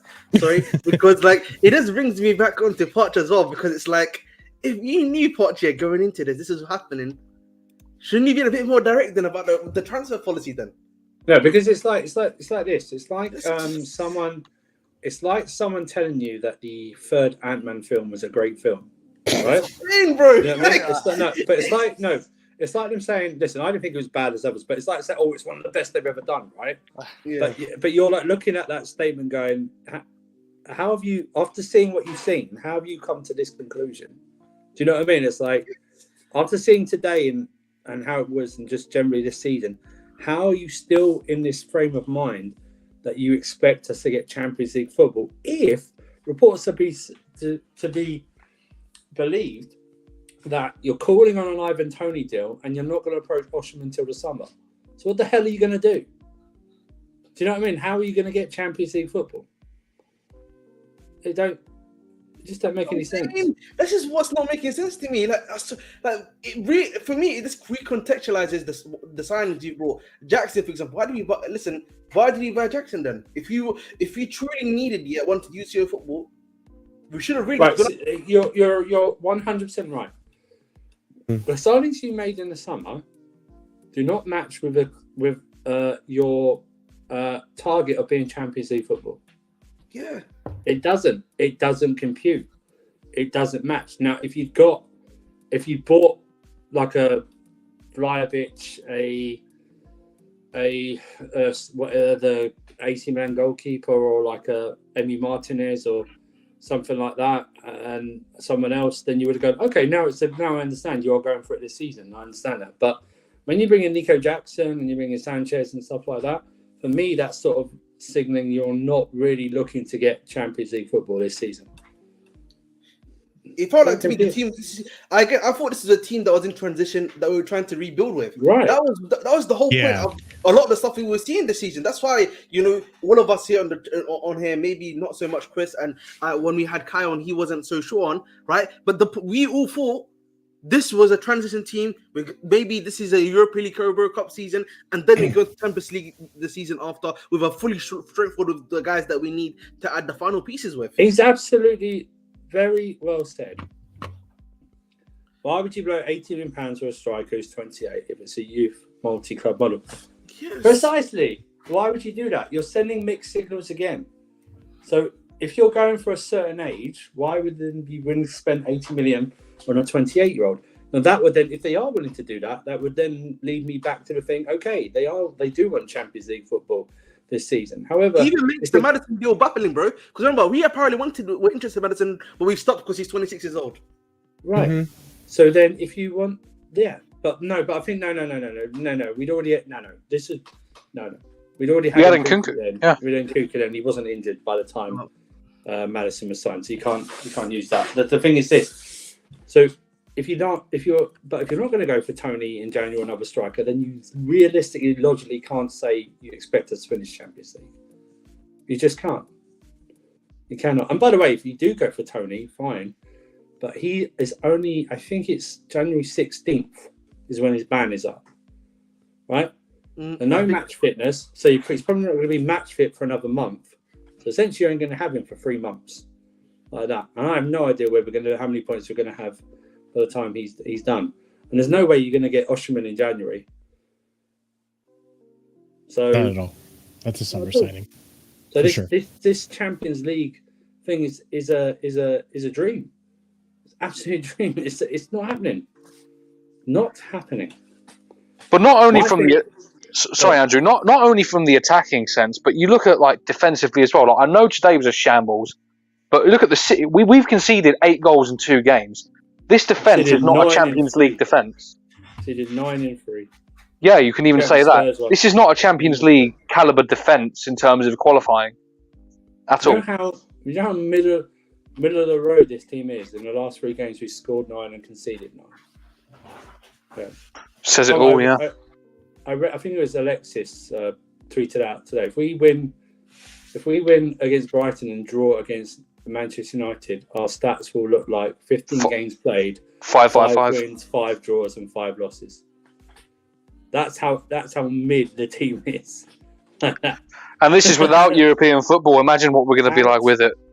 Without European football, which is why I said I'm jumping out early this season. I'm going to not be bothered until they're bothered. So I'm jumping out. They're going to have to earn my. They're going to have to. What I'm saying is they're not my priority anymore. My priority is different things, and that's the point. I watched Bayer Leverkusen today. I was very happy watching them, and I can't remember last time I was happy watching a football match. So you know what it is. Big up Derek. Come on, Derek. That's the thing. That we were realistic. But the thing is, it seems the board is not realistic though. That's the difference. No, Derek, no Vic. Derek was the board. Yeah, that's what I'm saying. They're not being realistic, but we were the ones that were being realistic because we knew UCL was not happening this year. They can't be realistic. They can't have this differing opinion with the signings they made. It sends a wrong signal. Okay? The signings they made last summer, you could go, yeah, they want Champions League football. Because of the signings they made, they were more experienced players. And you could do it. But this summer makes no sense if you're asking this team to get from 12th to Champions League football, even finishing 5th. You count Arsenal, City, Liverpool better, Newcastle better, and improving Brighton, who won for the first. By the way, heads up, guys, Brighton won for the first time in 2 months today, and they're coming to us next week. They haven't been in good form, yeah. Yeah, exactly. Your Spurs as well. Spurs now a surprise package. So, and you got Villa now a surprise package. I'm not even mentioning. You can diss Man United all they want. Manchester United have a chance to go 8 points clear of us tomorrow.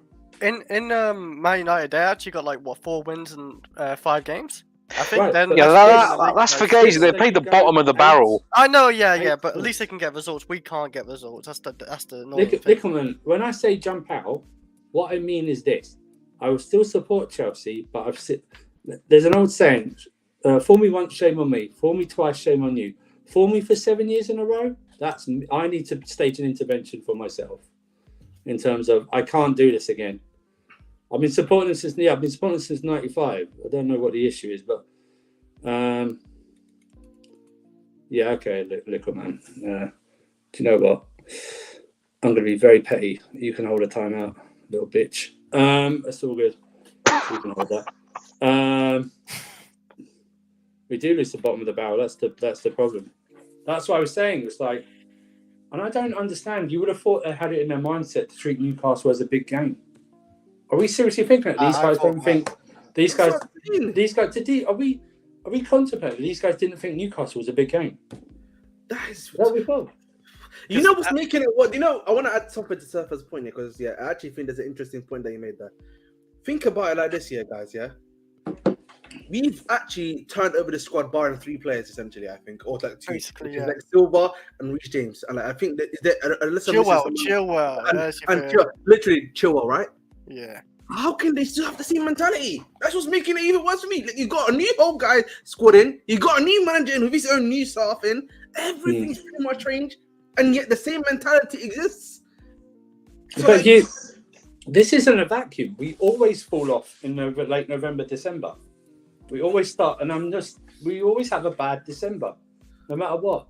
So December's here. December's here now. December's here next week. And if you don't do it, karma, Brighton have won today.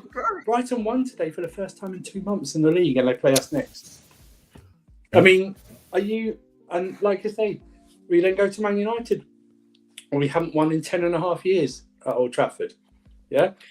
So, and then we're playing like relegation teams who are battling. United after United. We're losing to. I think we'll draw or lose to Everton. This is it as well. Has he posted something? I swear he did. It's an apology. Yeah. So reset and on Instagram. I take full responsibility for my red card today. 2 silly mistakes. Another lesson for me to learn. I'd like to apologize to the fans and my teammates. The performance today was far below our standards, but this game does not define us. We made huge improvements this season against many top teams. We'll be back next weekend. Fuck off, man. Doesn't define you. You won't be. Okay, let's talk about this. Like, he won't be. He's later, suspended. I think I speak for everyone when I say, like, enough of the talk, and that goes for the players. You know, because all these players, whenever we lose a game, it's always these like inspirational quotes or these like, God this or whatever. I don't care. We don't care. We want substance. We want at least give me 5 games in a row of consistent performances, which we haven't been able to manage in God knows how long. But I don't care. The only thing that convinced me and you that anything has changed is a run of games. That's all we want. It's really not that difficult. You don't have to write an essay. Just do it. Right. This has got nothing to do with a multi-club model today. Chelsea are the club. Whatever club, like this, Strasbourg or whatever other club, has got nothing to do with what happened today. Chelsea are the number 1 club in this, whatever you want to call this, multi-club, whatever you want to call it. These owners only own one other club. It's Strasbourg. Yeah. Today had nothing to do with it whatsoever. And I think it's what Oliver said. This is a common theme under multiple managers and multiple players under 2 ownerships for the past 7 years. And you can say we won the Europa League and Champions League. That's great. But I'm talking about league form. Our league form is take out Eden Hazard hiding many cracks in Chelsea. Take out the defender scoring and take out the cut runs. Our league form is average. And like I said before, now we are, with us stagnating and going backwards, we are suffering because other teams are getting better. Yeah. Okay. They just are. And we are paying for it. We cannot rest on our laurels anymore because we always went, oh yeah, but the other teams are crap. You know what I mean? Now Newcastle are up there. Now Villa are looking like they're getting their shit together. Stuff like that. Even you can say what you want about Manchester United, but I will repeat again. They will go 8 points clear of us tomorrow if they beat Everton. And they're rubbish. I just realized something. I've been hang saying on, this example. Let me just address Cruz Banter. You're right. We didn't finish 12th then, but name me a sustained title race we were in during those times that we were challenging for the title during those seasons, please.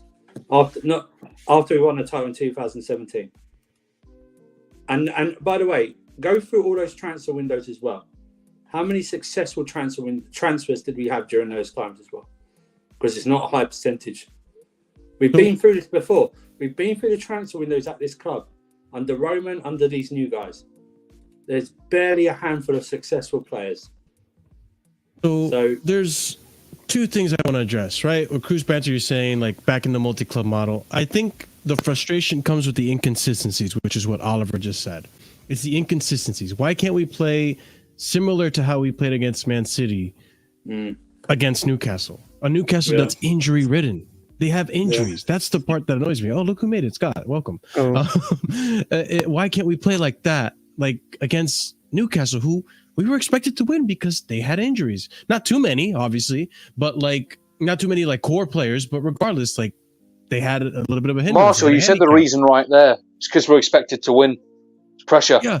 Yeah, it might be that. And then the second thing is I keep going back to this example of like we hid the cracks in the last 2 seasons when it comes to top 4. Now that I think about it, it's been the last 3 seasons because Lampard got top 4 because the rest of the league was absolute shit. Yep. And he was praised for that top 4 finish. Also, that season there were no expectations. Shit. There was no expectations on the team. That team went through an entire season with no expectations on them as a team. Like most of the squad had no expectations. Most of the players, the manager had no expectations. Like none of us that season. If you thought we were finishing top 4 that season, you're a fucking liar. Like you're straight up a liar if you thought we were finishing top 4 that season. Remember, there was a 3-month gap because of COVID, so everyone got rested. So you know, then we had the Pulisic remontada. Remember that? Yeah. Oh man! But like, Tammy fell off the radar. Olivier Giroud had to come in and save our season. The Mount free kick to get us the UCL. Remember that one against Wolves? Yeah. It's not. Listen. It's not losing to Newcastle because we've got a very mixed to poor record up there. It's not losing to Newcastle. It's fine losing. But in terms of this, it's the way you lose. It's the way you lose. It's like okay, so you go 2-1 down, keep your heads, but you go 3-1 down in less than 60 seconds. I mean, that's bullshit. And then on top of it, we just saw the comment. Reece gets sent off 10 minutes. Just sent off, yeah. I was going to say losing to Newcastle. It's not. I'm not. Listen, we've lost to Newcastle many times before. I know. Before today, we only lost 2 out of 3. That's fine. It's just the way it was. Exactly.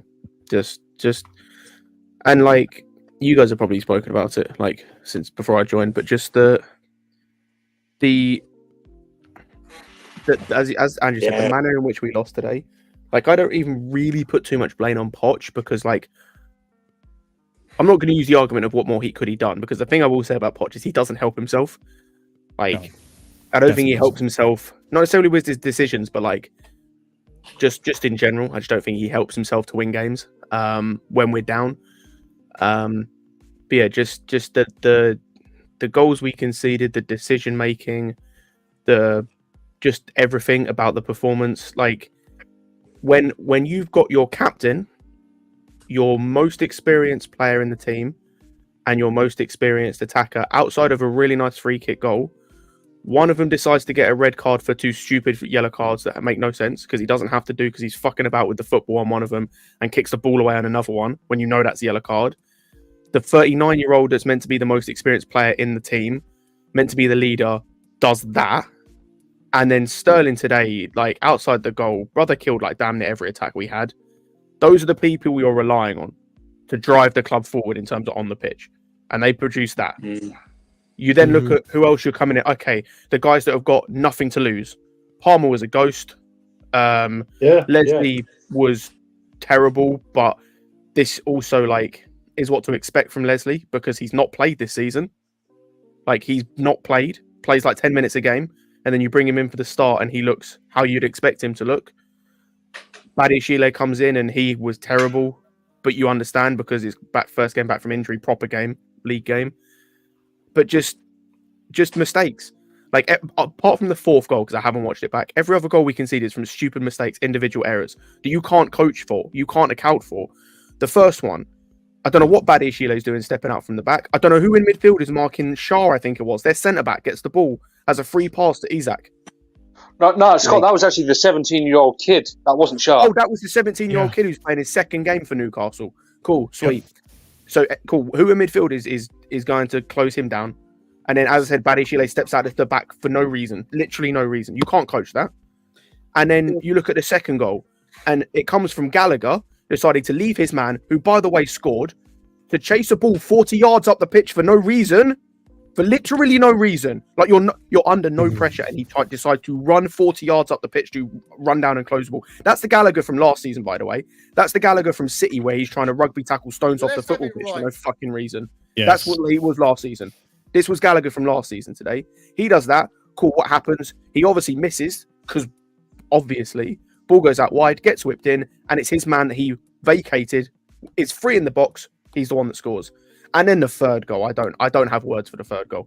I don't have words to describe how unbelievably terrible that 3rd goal is. That I would say it to one blue in the face. That's a 39-year-old, like multiple title winner, one of the best centre backs that we've seen in our era for some of us, considering age, and that he pulls that. And the subs, by the way, there's one sub I want to touch on. Mudryk can fuck off. Not permanently, but just from this game. We're 3-1 down and my man's doing fucking tricks and flicks in the centre of the pitch when we're 3-1 down. You can fuck off with that personally. Like, well, I mean, I don't disagree, but at the same time, I think with the subs, it all went to shit when Reece James got sent off. I think it went shit before the red card. But the thing is, again, that just comes down to... We're never going to do anything from that point. You know what Scott's talking about, the stuff of Mudryk, everything else, it comes down to something that was in the whole game. This undisciplined-like behaviour. The player is disciplined and he knows what he's doing in the game. Why are you doing flicks and tricks in the middle of the pitch? You need to be doing that. I really think this. I think the 3rd goal absolutely killed everyone. Oh, yeah. Yep. Mentally, it really, and I don't think whatever subs, and we've seen this before, all the heads went down. He could have bought on he could have gone in a time machine and got the best of the best. You know what I mean? It was like that 1-2 slap with that 2nd and 3rd goal just killed anything. No, Andrew, yeah. And this actually is a whole panel, and really, why have we still got a mentality problem? That's what I said. I know what it is. I think I know what it is. Because I said, how come they didn't have this mentality away? Sorry, when we played City, when we went down to 1-0 and stuff like that, and went down 3-2. My thing is this, and I said this. I said they love being underdogs. But I don't understand, because the thing is, you go back to when we were under Conte, right? We've had this attitude problem for ages. You go back to when it first came about, like big. It was, we've got toxic players in the dressing room. Cool, they left. Then it was, we haven't got then it was, we've got players with ego, or we've got guys that we just need a refresh. We need to move on from who we had already. We just need a refresh. Big up Said TV. With the likes of Kovacic, Jorginho and Kante and others, it was like, we just need a refresh from this. Cool. Hey, Said, I love you, Said, but fuck off. Right. Listen, Said, big up to Said, but fuck you. Hey, keep your powder dry for Goodison tomorrow. That's all I'm saying. Yeah, so we got rid of all the top players. Then we had the refresh. So now we've got a whole new group of players with only the best, so to speak, or those with the good mentality from the past couple of eras. And our mentality is still a fucking issue. So we can't now. So we got rid of all the players that were the problem. We then did the refresh that we needed to get to just refresh the mentality in the club. Now fucking what? So to add to that point, because it brings me back to what was said here. I understand why this multi-club model. Wait. People are blaming this. Yeah. Just give me a second to land. Give me a second. Before you go to the multi-club model, yeah, I want to answer part of like Scott's thing. You know what makes this worse for me, Scott? Yeah, is that we've had a complete change of players essentially. That's what I'm saying, bro. We've had a complete change of backroom staff. We've had a complete change of managers, and it's still existing. And that's change what of I'm saying. owner. When you go back to the errors today, and outside of Sterling, who I didn't think was great, but the captain of the football club and the most experienced player on the football pitch produce what they produce today. Those are the people that are meant to be on the pitch. Yes, you get some from the manager, obviously, but on the pitch in game, those are the dudes like meant to be calming everyone down, meant to be keeping everyone's heads up, meant to be the driving force. And after Reece got the red card, I mentioned this on the when we were watching it on Discord. After Reece got the red card, we had like another 2-3 players get yellow cards, and I said, "What's Silver? Where's Silver? Silver should be the one now, calming everyone down. Stop being stupid challenges." Colwell came on, did a stupid challenge for no reason in midfield when he was playing left back. Like the Cucurella one as well. There was another one as well. I'm like, calm everyone down. Just like nothing, absolutely nothing. And he hasn't done the whole season, by the way. Outside of the game against, I think it was because there was a clip went around of City. Outside of the City game, he hasn't done this the whole season. So to bring this full circle with, just real quick, to bring this full circle to Scott's point with the multi-club model and people blaming it. I understand people's frustrations because it goes with this. Billions were spent to make money in the future and not improve the first team playing squad. And that's the thing. We're investing in the future. So we're going to have these inconsistencies. We're going to have these inexperienced players. We're going to have these stupid rash fouls like what Scott's mentioning and all this. And it's just, I know today the experienced players also failed us, but it wasn't helped by the fact that there are inexperienced players that we see in this team that aren't helping us get the results. It's not just today though. It's usually Marshall. Do you know why this doesn't make? Do you know why none of that just made sense? Like absolutely none of that made sense. Reece was bought for nothing. He came from the academy. Silver wasn't bought for anything. He came in the previous regime. He was also a free transfer anyway. Sterling, fair enough. He's also been one of our best players this season. Palmer's been one of our best players this season. Was brought in for the first team to make us better. So was Caicedo. He came on and offered nothing. Literally didn't change anything. Enzo was arguably our best player today. Thought he had a good game, but he's not the type. We've said this before. He's not the type of player to take the entire team on his back, especially at 22 years old, and drive the whole team forward. He shouldn't have to either. He also came in to improve our first team. Desassi was brought in to improve our first team, and this is something I will get on Pot Chat. Should have played today. Don't know why he was dropped. Like no reason why he was dropped. Exactly. And I said this about Silver before. Also, who else did we bring in? We also brought in the goalkeeper because we needed a goalkeeper because our other one was shit. Yeah. So like, we've improved just because we've spent a lot of money. Some of it has gone on youth players like to develop. But a lot of it has gone on players that are in the first team now. And Nkunku, when he's back, probably wouldn't have made a difference to today's game, apart from the fact he scores the chance that Gallagher has. I mean, maybe he doesn't make the difference, but this is what I'm saying. Is like when you have these young players, and Cole Palmer, who has been great this season, when you have young players in Badiashile, he's also a young player. I think when you have more experience, you get more consistency. And you don't get these games where we drop off like we did. We're supposed to do well today. We did well against the best team in Europe. And we can't do it against Newcastle, who has 2 core players that are injured. Like, that's what baffles me. We lost the midfield battle to a 17-year-old, right? Or 18-year-old. He's 17-year-old. Yeah, he's 17. That's embarrassing. The thing about this is that I think everyone has to I think this whole thing about we need to sign all world-class players. Every team doesn't have world-class players. All right. The whole thing about there are very few world-class players anymore. Yeah. You know Also, what I mean? You want to argue by the way, experience. And by the way, before you go, like I just want to to mention this, like we're opting for the multi-club model or this youth model to not have to go back to relying on these world-class players and then having a good season, then a shitty season next. Marshall, we want I'm more so confused. sustainability. What's people? I don't understand the problem with the multi-club model. What about the multi-club model is like the reason? For I us think losing what they're today? trying to say is that it brings these inconsistencies because of the youth. I think as well. No, I think it's, no, that's a completely Marshall. That's a completely different. I see what you're saying. It has Buying nothing to young do with- players okay, it's completely yeah. different to having a multi-club model means you just I own understand. multiple clubs. Like we only I own, think we when only they own say one. that, there's they're no correlation criticizing the there. youth. It's We just only people own- not we only not own agreeing with the Strasbourg. multi-club model and just trying to use it as a reason for us losing, which is a fucking bunch of nonsense. They're not linked in any way. Also, just on Andrew's point about the experience thing, by the way, I'm just going to go through the Newcastle team quickly.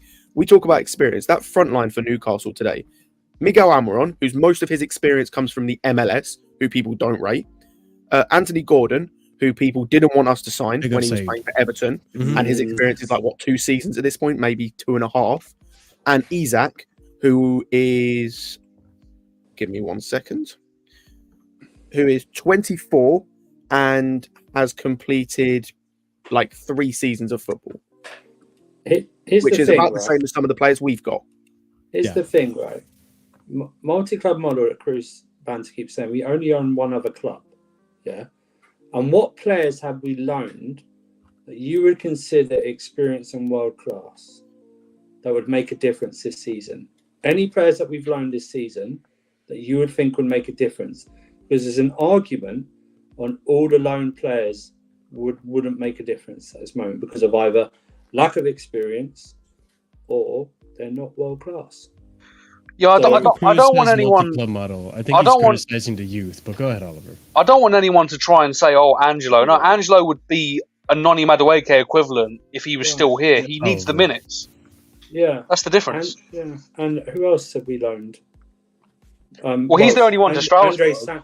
Andre Santos, but he'd have the same issue because he's young. So, but also wouldn't play because he was seen as below Leslie in the pecking order. Well, exactly. But also, like, that's the other thing too. Like, I don't feel that those players that we just mentioned would have made the difference today. I don't think Leslie or Enzo really cost us the game. Yes, Leslie wasn't that great in the beginning, but he ended up, tightening up a little bit. What is the difference between? Can I ask the question to the chat? What is the difference in the way we're stockpiling players right now than we did under Roman? The only difference I see is that we're spending more money on them. Right. That's it. Everyone goes, we spent $1 billion. Do you know how much we spent on youth players that we're not playing? About 300 million. Even if Roman was still our owner, I don't think he would have been able to do what he did before with the loan army. I think that rule changed, right? He would have had to have reduced the weight, the age, the average age of the loanees, because that's the problem. I agree with some of your statements. You're right. The actual spending on the first team is very mixed because we should have bought a striker, a proper striker, an experienced striker, and we should have bought a better goalkeeper. And so I agree with that statement entirely. These guys know my thoughts on the goalkeeper position, but I was told, wait, we could go over a year without an experienced or good enough goalkeeper. We'll be fine. It's not an important position. The streets are saying he's going to be one I agree with. People know I don't rate Sanchez. The striker one, I'll go back. I'll ask the same question that I keep asking. Who should we have signed then in the summer? That's the thing as well, because Tony's out of the question because he wouldn't. Even if we signed him, even if we signed him or agreed to a deal, he wouldn't come until January.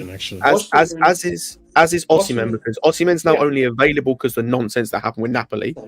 Harry Kane, Spurs would never sold us Harry Kane. Nope. Whatsoever. That deal's off.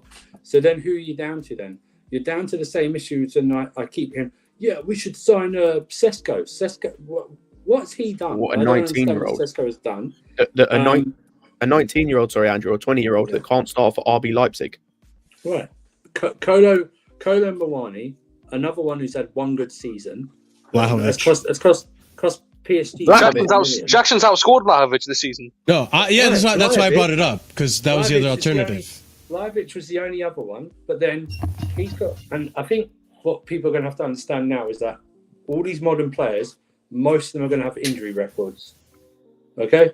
Most of them. So you're going to have to get over that, okay? Most of them are going to have injury records when you buy them. But he's got a persistent injury, a groin issue. So the striker position is very limited. I do agree. Leaving Jackson as the sole striker, yeah. But then again, who are you going to buy? This is the thing. Like when you and they didn't want to overpay for Vlahovic. They tried to put Lukaku in that deal. I wanted to add it because, like, even if you knew you had to pay 150 million at the end of the day for Caicedo, the amount of money you have left and what we spent with, you probably could only spend that amount of money on one world-class player. Probably you can't buy another player of that or another player of that ilk to even help you out of the squad that you have currently. So. It's not easy, man. At the end of the day, man. What Leao, is going to cost you at least 150 million if you were to even say him, for example. I don't know of a right winger other than Diaby right now. The thing is, Ahmed, like we're seeing this season, like I rate the players I'm about to mention, but this season the likes of Leao and Kvaratskhelia have been inconsistent. They've been inconsistent this season. They've been doubled up now. So Julian Alvarez was signed by City in like January 22, I think he was signed. It was 2 years ago. Yeah, it was. Yeah, January 22, right? Or 20 late. No, I think it was. No, he was signed. He was signed outside the window, and he was sent back on loan to River Plate. So he came in. Yeah, he came in last season. So it would have been. Like, we couldn't have signed him. Tarumi's right. Tarumi's a stopgap, right? So what? Is it, like, but for a stopgap for what? So for. Like, who was talking about Madueke? Listen, Madueke's not going out on loan, or I don't know about that. He might actually go on loan. I'll be real. But what I'm saying is that when you look at it, listen, I think we should have. What do you think about it? The goalkeeper market, I think, is different. There are more options in strikers, like more gettable options in strikers, in my opinion. I know it was. You said an example, but think about a realistic example in terms of that. Do you know what I mean? It's like the goalkeeper position. I would have gone for Diogo Costa. I know there's still enough stuff to work on, but he's 24, and I think he can improve, and he has improved since the World Cup. But the striker option, it's very hard to do. I mean, unless you like, I think the striker market it would have had to be a stopgap. I say it's either a stopgap or it's you take a punt on someone, like it's an unknown. And they did. They took a punt on Jackson. That's what they've done. And for as bad as he was today, like as invisible as he was, I also don't think some of it's his fault because again, there's no service. Like there's no service because your number 10 is a waste of space today. Was a waste of space. So then he has to go and play right wing. So the guy who's playing right wing can come inside as the number 10. He didn't offer anything, and the only other guy in attack wants to hold on to the ball every minute, like for 2 minutes. And so, like, he didn't really get anything. But he also, for all of that, he is currently, well, I don't know after today, I haven't seen the scores and who scored. But before this weekend, was joint 5th top goal scorer in the league. Yeah. Also, I just don't get this chat about a stopgap because we did that last season with Aubameyang. So and it was a fucking waste of time. Yeah. Hang on. Sorry, Andrew. When was the last time this club did a stopgap that worked? Bendy. Yeah, it wasn't Bendy. Ahmed. That I disagree because that wasn't a stopgap. We got rid of him because he fell off a cliff, but he was not a stopgap. True, we did not buy him. I'm talking about when was the last time we bought someone with the intention of being a stopgap where it worked? Was Falcao a stopgap when we got him? That was a loan, and he was shit. Yeah, see, I'm actually thinking now. I don't think I don't think I can think of one right now. And no, Anelka's not even a stopgap either. Anelka's not a stopgap. No, Anelka was never a stopgap. Not a stopgap. Exactly. Bro, and it's what I'm saying. Like, we can't think of anyone. And the closest we got was Mendy. Like, Giroud was probably the best example we have. But he wasn't really a stopgap either. Anelka was bought because Drogba was very injured that season or wanted to leave. I thought both, and he was brought in, and then Drogba decided to stay, and then Anelka was our top scorer, the league's top scorer that next season, 08-09. So yeah, he was never. Demba Ba maybe. When did Demba Ba last play for us? But the thing is, Demba Ba, even he wasn't brought in to be like a number 2, wasn't he? So like, no, I think because I think he was brought in January in 13. We only had Torres really up front, didn't we? Yeah, so he's literally brought in to be the backup, no? To Torres essentially, or to challenge, yeah, exactly. Like because maybe Eto. I'd say Eto. I was good at something. But what we're saying, cool. What about Remy? It's Remy. My point. Remy like a. My point here is that the last time we bought a stopgap with the purpose of him being a stopgap, not we bought a player and it turned out he ended up being shit, so we sold him. Like so, with the last time we got someone in to be a stopgap and it worked, we're talking about like 6-7 years ago. We signed Anelka in January 2008. Not the summer. We signed him in January 2008. Trust me. I trust you, Andrew. I trust you. Like when was the last time people like in general in this league bought stopgaps and they worked? Like look at Ten Hag last season. He bought Weghorst and all these guys. The only famous one I can think of is when Man United got Henrik Larsson for those couple of months in like 06-07 season. Right, that's what I'm saying. Like, the idea of buying someone as a stopgap doesn't work. No, actually, no. Let me rephrase that. The idea of buying someone as a stopgap for a starting position where you need to be them to be the start of the whole year doesn't work.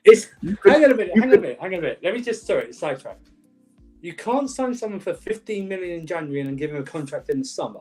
We signed him for 15 million in January from Bolton. Okay? We signed him for 15 million. It wasn't a loan deal. It was 15 million in January. Okay? It wasn't a loan deal. It was 15 million.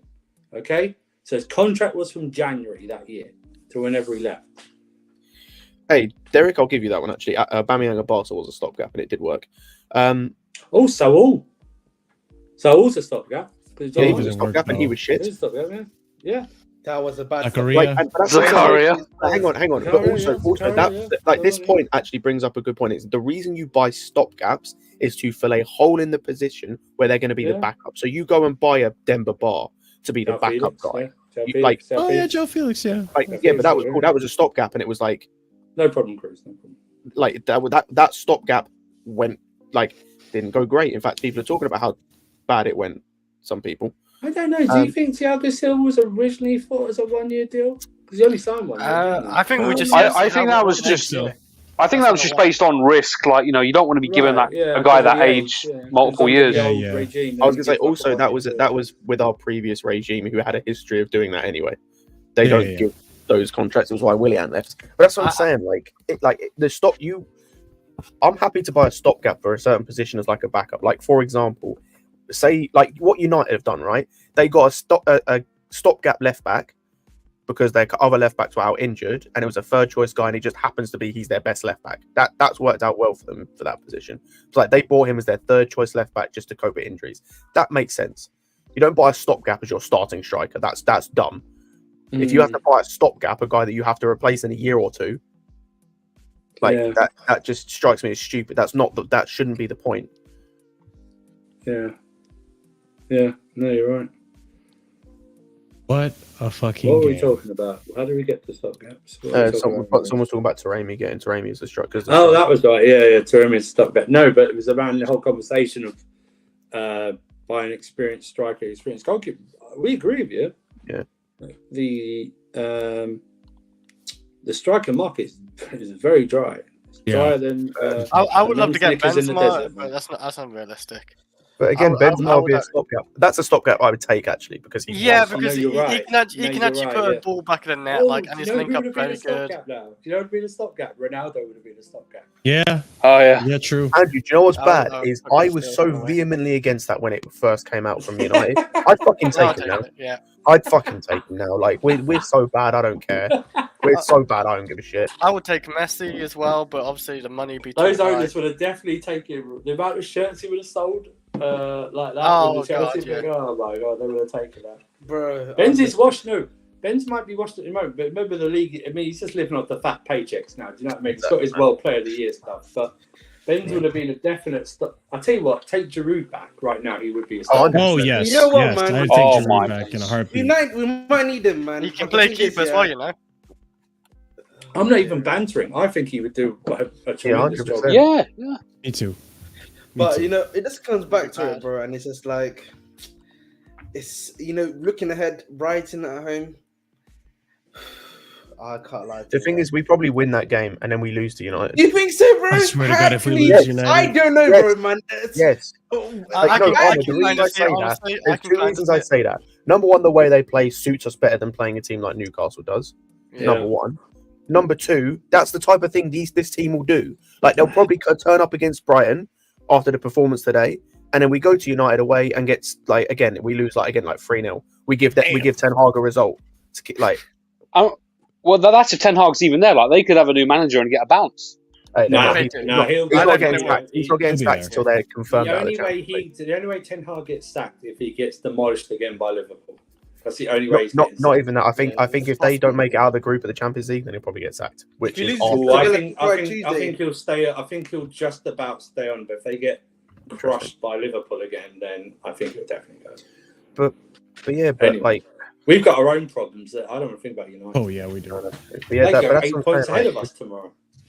How many problems they've got? Also, question to the panel: does anyone know how long Gusto's out for?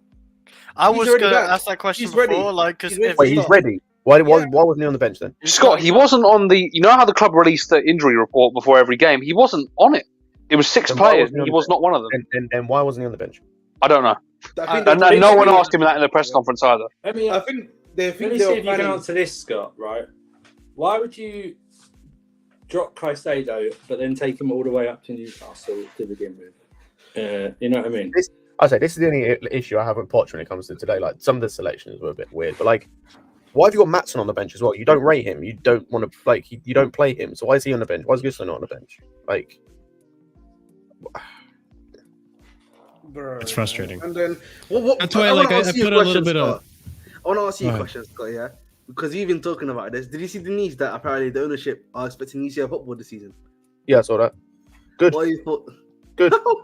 You think do you not think that's If that's true, good, because like, number one, it shuts up all the people who talk about standards. These owners haven't dropped their standards. They still want like UCL football. The difference is it's not going to be they're not going to be just like firing managers every other week.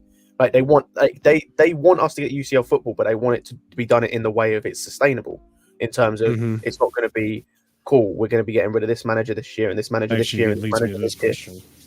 Like, the idea is there. Are they going about it completely the right way? Maybe not, but I like that the ambition is still there. And cool, it just means that Poch knows where the expectations are, and it's the same expectations that he put on himself at the start of the season, and it's the same expectations that every single player playing for Chelsea should have to an extent.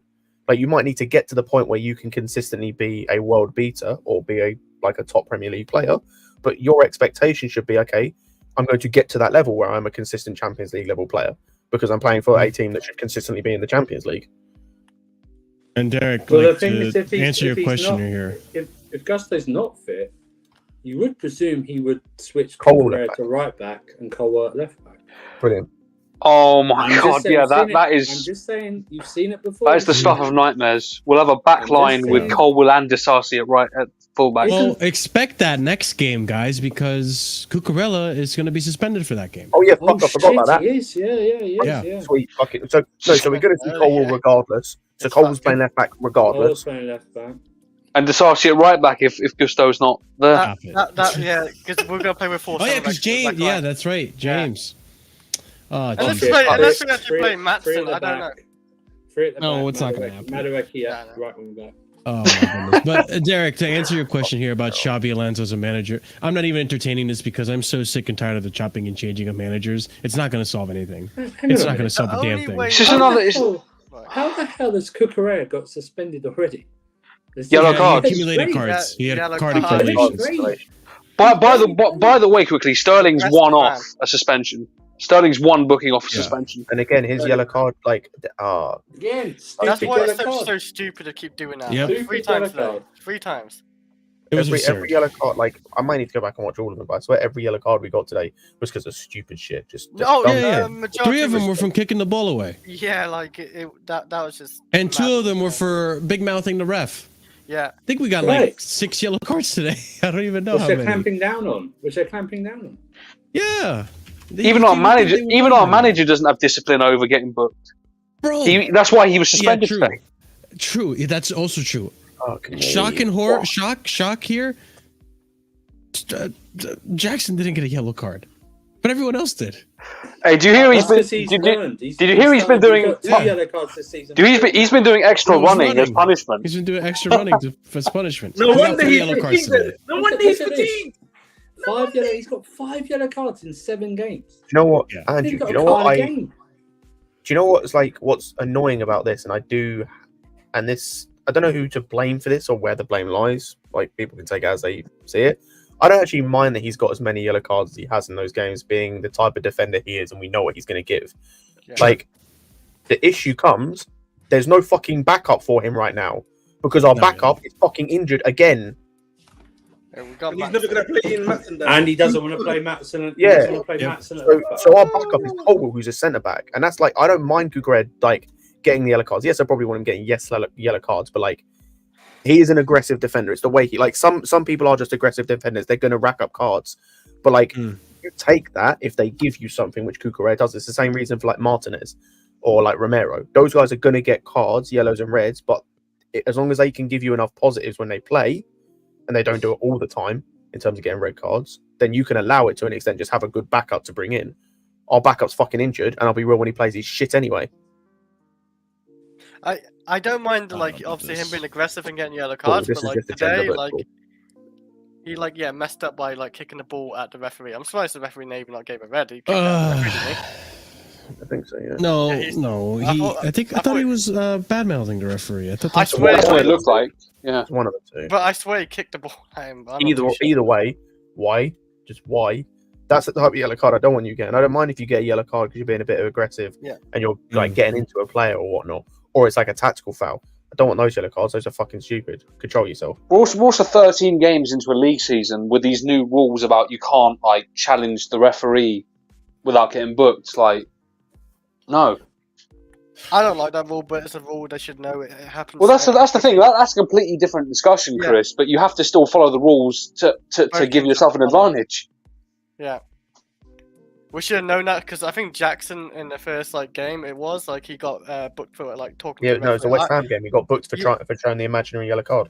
The West Ham Yeah, game. I was so baffled when that happened. He got fouled. Did that? Hang And got on. yellow carded. I'm going to shoot Hang on. off, fellas. Listen, as Yeah. immature as that is, you can still kind of understand man. it as it's early days in the league. We're 13 games in now. You shouldn't be doing that anymore. No one should be doing that. Nope. Yeah, it's just absurd. This game was an absolute joke, and I hope for Brighton we batten the fuck up because it just we need points. Outside the ones he has to make, I hope Poch rings the changes in the right places. I hope so, too. Two players, Not two players in unnecessary particular- either. No, 2 players in particular need to be dropped. He's not dropping Thiago Silva, Scott. I don't give a fuck. I don't give a fuck. Then he's a I clown. want Then he's a clown. Then if he doesn't drop him after the performance today, which was pathetic, by the way, like I said, 39 years old, meant to be an experienced defender, and you're doing that outside the goal, he was pathetically bad. If you don't drop him after today, then you're a clown. Then I've got no point to back you, and you're a clown at this point. Honestly, you're just digging your own grave, and it's going to be when, not if, you're sacked. look at the amount of goals we've been conceding. Like we need to definitely make some changes. And So- like you said earlier, the common denominator in all those matches we've been conceding multiple goals is Thiago Silva, and I hate to say it. So we need to try something else. But Marshall, it's just the defending from balls out wide in general. It doesn't matter if Silva's there or not. We've seen the other guys struggle to deal with it. So there's an organisation aspect to it as well. But that's what Thiago Silva's job was supposed to be. That's No, what but he you have did a set us piece in coach the for last a three reason. seasons. You have a set piece Yeah, coach I for a get reason. that. I get that. I get whoever that. whoever Poch brought in as a set piece coach, sack him immediately. Jesus Oh, Christ, yes, can't please. Bro, this Yes, man's please. set piece taking it. Fucking I forgot to say, Ugh. by the way, do you remember the John Linton chance after 1-0 when he had an open net? Yeah, legit. Like there was that Open one, on the and back there was post. another one. There was another one. I Mhm. think Sanchez saved. It was just embarrassing. But yeah, like Sanchez. Can you talk about Sanchez quickly? Yeah, that Oh, guy. Bambi on He ice. was auditioning. no, He bro. was- No, if I he have to hear was one more time, auditioning Ahmed, for if I have Strictly to Come hear- Dancing. if He I was have to auditioning for hear- Strictly Come Dancing, bro. You know, Strictly Come Dancing is like a big show in the UK. if I have to hear about this man's distribution again, this man tried to play a long ball counter attack to Jackson and kicked it straight to a Newcastle player. Oh my god, man! He actually killed Jackson me. was 1-on-1 with a fucking defender. All he had to do was kick it to him to chest it down, and he underhit the pass and it hit a Newcastle player. He actually kills me, bro. He actually kills me. He's man. shit. But I knew this, so it's cool. We knew This this. is this is a when not if he's gonna fuck up. This is a when not if. I'm there. Marshall was telling us, yeah, he's When an not if. upgrade on Kepa. He's an upgrade on Kepa, isn't he? He Marshall? is. All right. I guarantee you, if Kepa was He playing is a today, we little would have conceded upgrade. more. But again, that's a different discussion, though. The real discussion, the real discussion should be: is Sanchez good enough? It shouldn't matter about Kepa. But we know he's not been good enough, though. Regardless, I want an upgrade on the let's keeper. sign Coble To next Oliver's season. point quickly, the thing is to Oliver's point, we know he's not been good enough. Yeah, but the reality of the situation is people have fooled themselves into believing that he was going to be good enough. That's what it signed is. him on like a 7-year contract as well. Yes, we Yeah. have. Yeah, but it's not on a man. high wage or nothing like that, is he? But again, I mean, we're talking about Robert Sanchez and all that shit today. He didn't cost us the game, so No, he didn't. But like he was one of He was incredibly unconvincing. he was clumsy. I as was hell going to say today, he for was sure. he was part of the whole team's shit performance. As I said, Yeah, for me, there was only the one. mentality was there too. Yeah. I'd say he was. It just spreads nerves through the whole team when you can't stay on your feet for a corner. Yeah, he was only one good performer today, and even there, it's pushing it. To say we're good was like a 6 out of 10, maybe 7. I got a question for you guys quickly, and maybe you can make this as a poll for the live chat if we've got enough people still here. What was the worst performance at St James's Park this season or last season? This season. I'm just gonna say this season, like it's. We have a better played. team now. Who was our manager last season when we lost? Graham Potter. We theoretically have a better manager. We theoretically have a better team, and we were playing against a worse Newcastle team. This is 100% the worst performance. The worst. We had Broha, we started that game with Broja, Gallagher, and Mount as our front three. Somehow, by the way, we ran Gallagher at right wing on both occasions.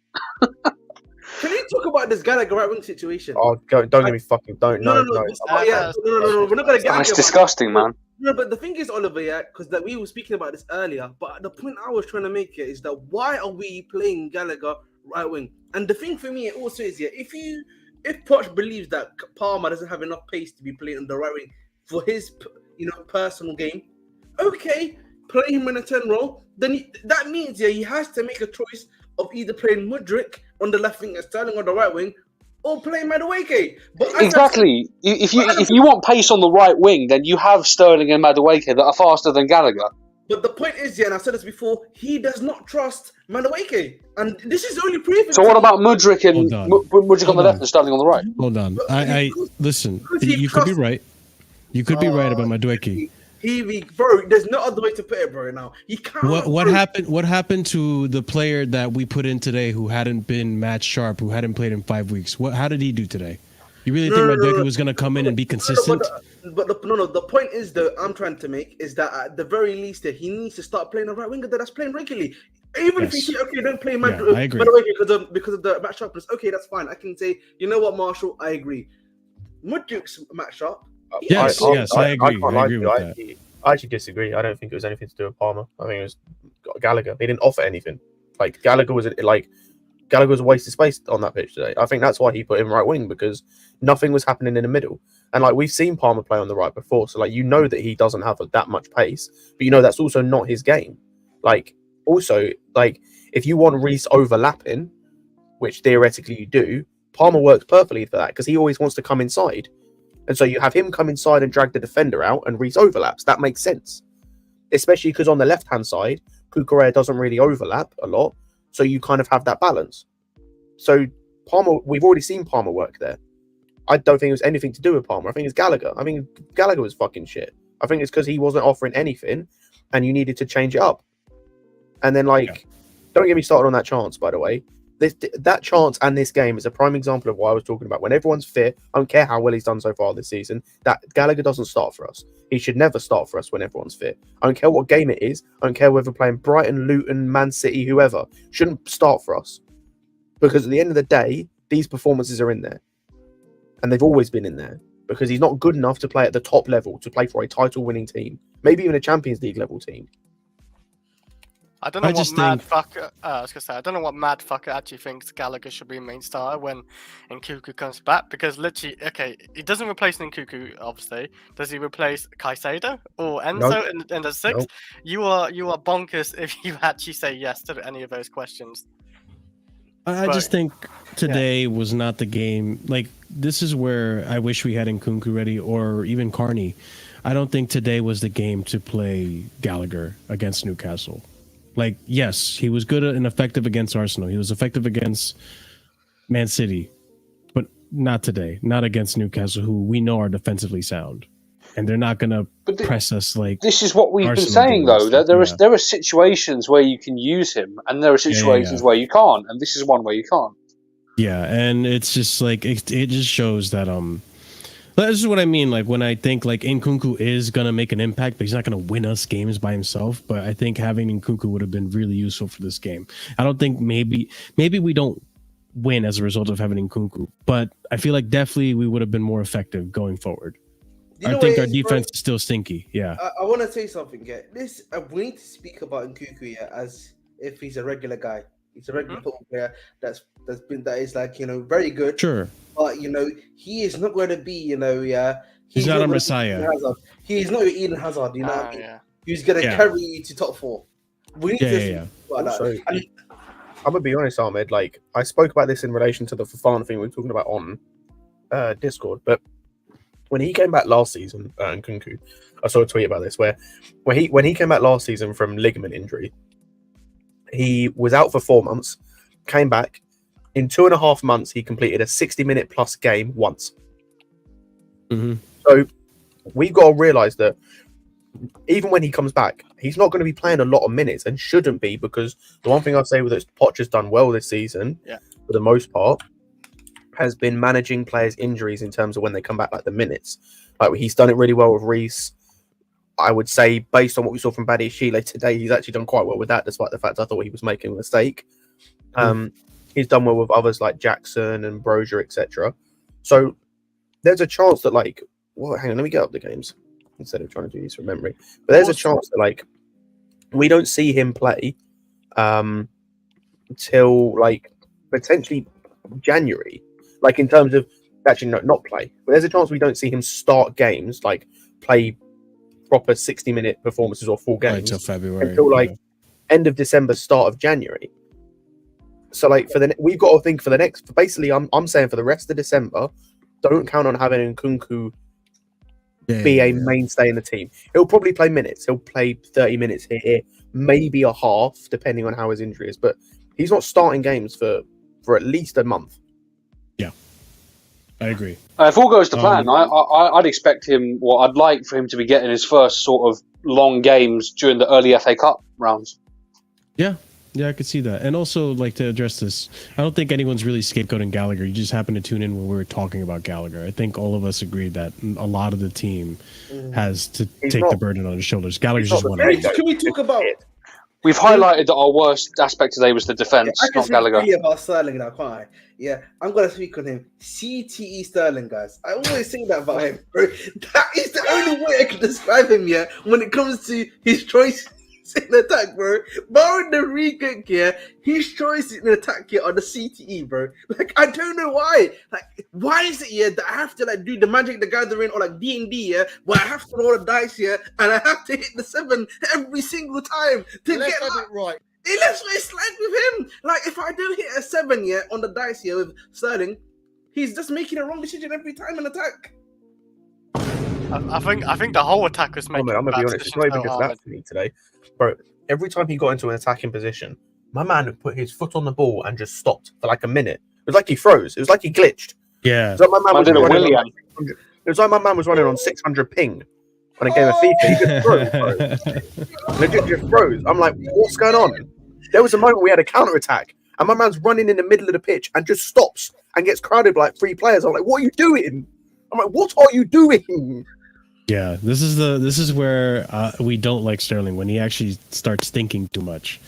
He does exactly what And you it's said, annoying Sky. He 'cause, just like, freezes that goal up. he scored, that free kick was quality, by the way. But outside Oh, out, yeah, it it was was a like, great goal. I can't every believe time how he got in the technical attacking that area, bro. He was doing the same thing today, and this is where I question the mentality thing. I want to know, like, he was doing the same thing today that we saw Silva doing in the defense earlier in the season, where it's like every time the ball comes to him, it just slows down. Like it's like you're running in like 50% speed. It's like I'm watching on 0.5 speed on YouTube. Everything slows down. It's like no, when I want like, and the thing is, when they slow it down, they can't speed it back up. So I'm like, no, you killed the attack. Like Ahmed said, you just kill the attack because it just slows it down and everyone resets. It's like, cool. And his whole thing's supposed to be about being rapid as well. So it's not as rapid as it used to be. Again, consistently inconsistent. You know what I'm saying? That's what he is. Like, and you know, people will be saying Ahmed's a hater, which on some level is true. Is that not true? Oh yeah, there we go. Yeah, on some level it's true. But that's just the thing with him, and I always maintain that he's consistently inconsistent. That's what he is. You know what I mean? Just because he's got the boots on, you know what I mean, don't mean he's gonna be doing anything good for you next year. That's all I'm gonna let you know. I actually don't know how many years Sterling might have like good at Chelsea. How old is he? 29? 30? 28. he's 28, I Oh, I think. thought he was 29. Bloody hell, he's but 28, man. He's I still think 20 years I think he can last to like maybe to his like age 30 or 31 at a push. 28. But that's about it. over, man. But I don't know as a main start how long he can last as a main start for Chelsea. I mean, he'll have to evolve. He'll have to evolve his game if he wants to last too much longer beyond that. Yeah, that's another thing as well. Yeah, he might have to. Time will tell. But Ahmed, we have agenda. our- That's not an agenda. Yes. That's fact. You do, Fact. you Your have a Sterling stinky agenda. Your stinky Sterling agenda is a stinky Every time agenda. you see Sterling fails, you smile. That's what you do. Yeah, Stop you that, really man. do. You I can't celebrate, smile at my man. own team. I can't smile at my own okay. team, man. Okay, we're gonna end the poll here. This season, 100% people voted. This season was the worst performance season against Newcastle. And with that being said, I think we're this is it. This is the wrap. There's nothing else I don't think we could talk about. We've complained till the cows come home. And I think it's fully valid. This was a really shitty performance off of the back of great performance with, some covering of the cracks of defense against Man City. But we will see what happens against Brighton. It's going to be a very, very interesting match. I am not looking forward to it. I'm not feeling as confident as I was before now, considering what just happened against Newcastle. But who knows? Brighton aren't in the best form. They just won their first game in 2 months, like Andrew stated. So it's going to be interesting to see what De Zerbi does against us. But They've time will got a big tell. game against Marseille, so it's going to be interesting to see. But guys, we're gonna end it here. As always, big up to the panel, big up to Ahmed, Oliver, Scott, Real Chris, big up to Andrew as well, who came on, Alex, big up to Strasbourg Steve and Toon Tactics TV, the two Newcastle fans that came on earlier today and discussed their perspective of the game. It was definitely an interesting thing to see. But we're gonna raid Flawless as usual. Andrew's already on there. I think I'm gonna see what Flawless is up to. I might even show up today. I don't know. I feel like talking about so we'll see. But as usual, guys, smash up the like buttons if you haven't done so already. We're almost at 50 likes, so smash it up. Help us get that algorithm going in our favor. Be sure to check out the subscribe and help us get to 2.3. I don't know if we're there yet, but I'll check later. 2.3 subscribers, and if we're already there, hey, help us get to 3K. Hit the bell notification so you don't miss out when we do go live. We'll be doing another show tomorrow, I'm pretty sure. The Casually Chelsea show, where we got to discuss a few things that have happened in the week regarding Chelsea and some news, links, and all that fun stuff regarding transfers and injuries. Also, be sure to check out the links in the description for everyone's content. The Casually FC Twitter, the Discord. Ahmed has a YouTube channel on there as well. Ahmed, did you hit 1,000 yet? Still 8 away, man. You know what I mean? He's All just, right. he's saying, He was the pain 7 kills away, me. so now he's 8 away. I'm back to 8. Oh, no. What happened? What happened, man? I don't It's the know, Sterling man. agenda. I changed Check the the video on my videos. review. No, I actually lost a subscriber on my review. Sorry, Guys, man. come on, man. Hey, He's in man, a the bad truth place hurts, right man. now, right? The truth hurts, man. The truth hurts for some of the managers. You know what I'm saying? It is, man. So go help out Ahmed, hit 1,000 subscribers, please. He's really close.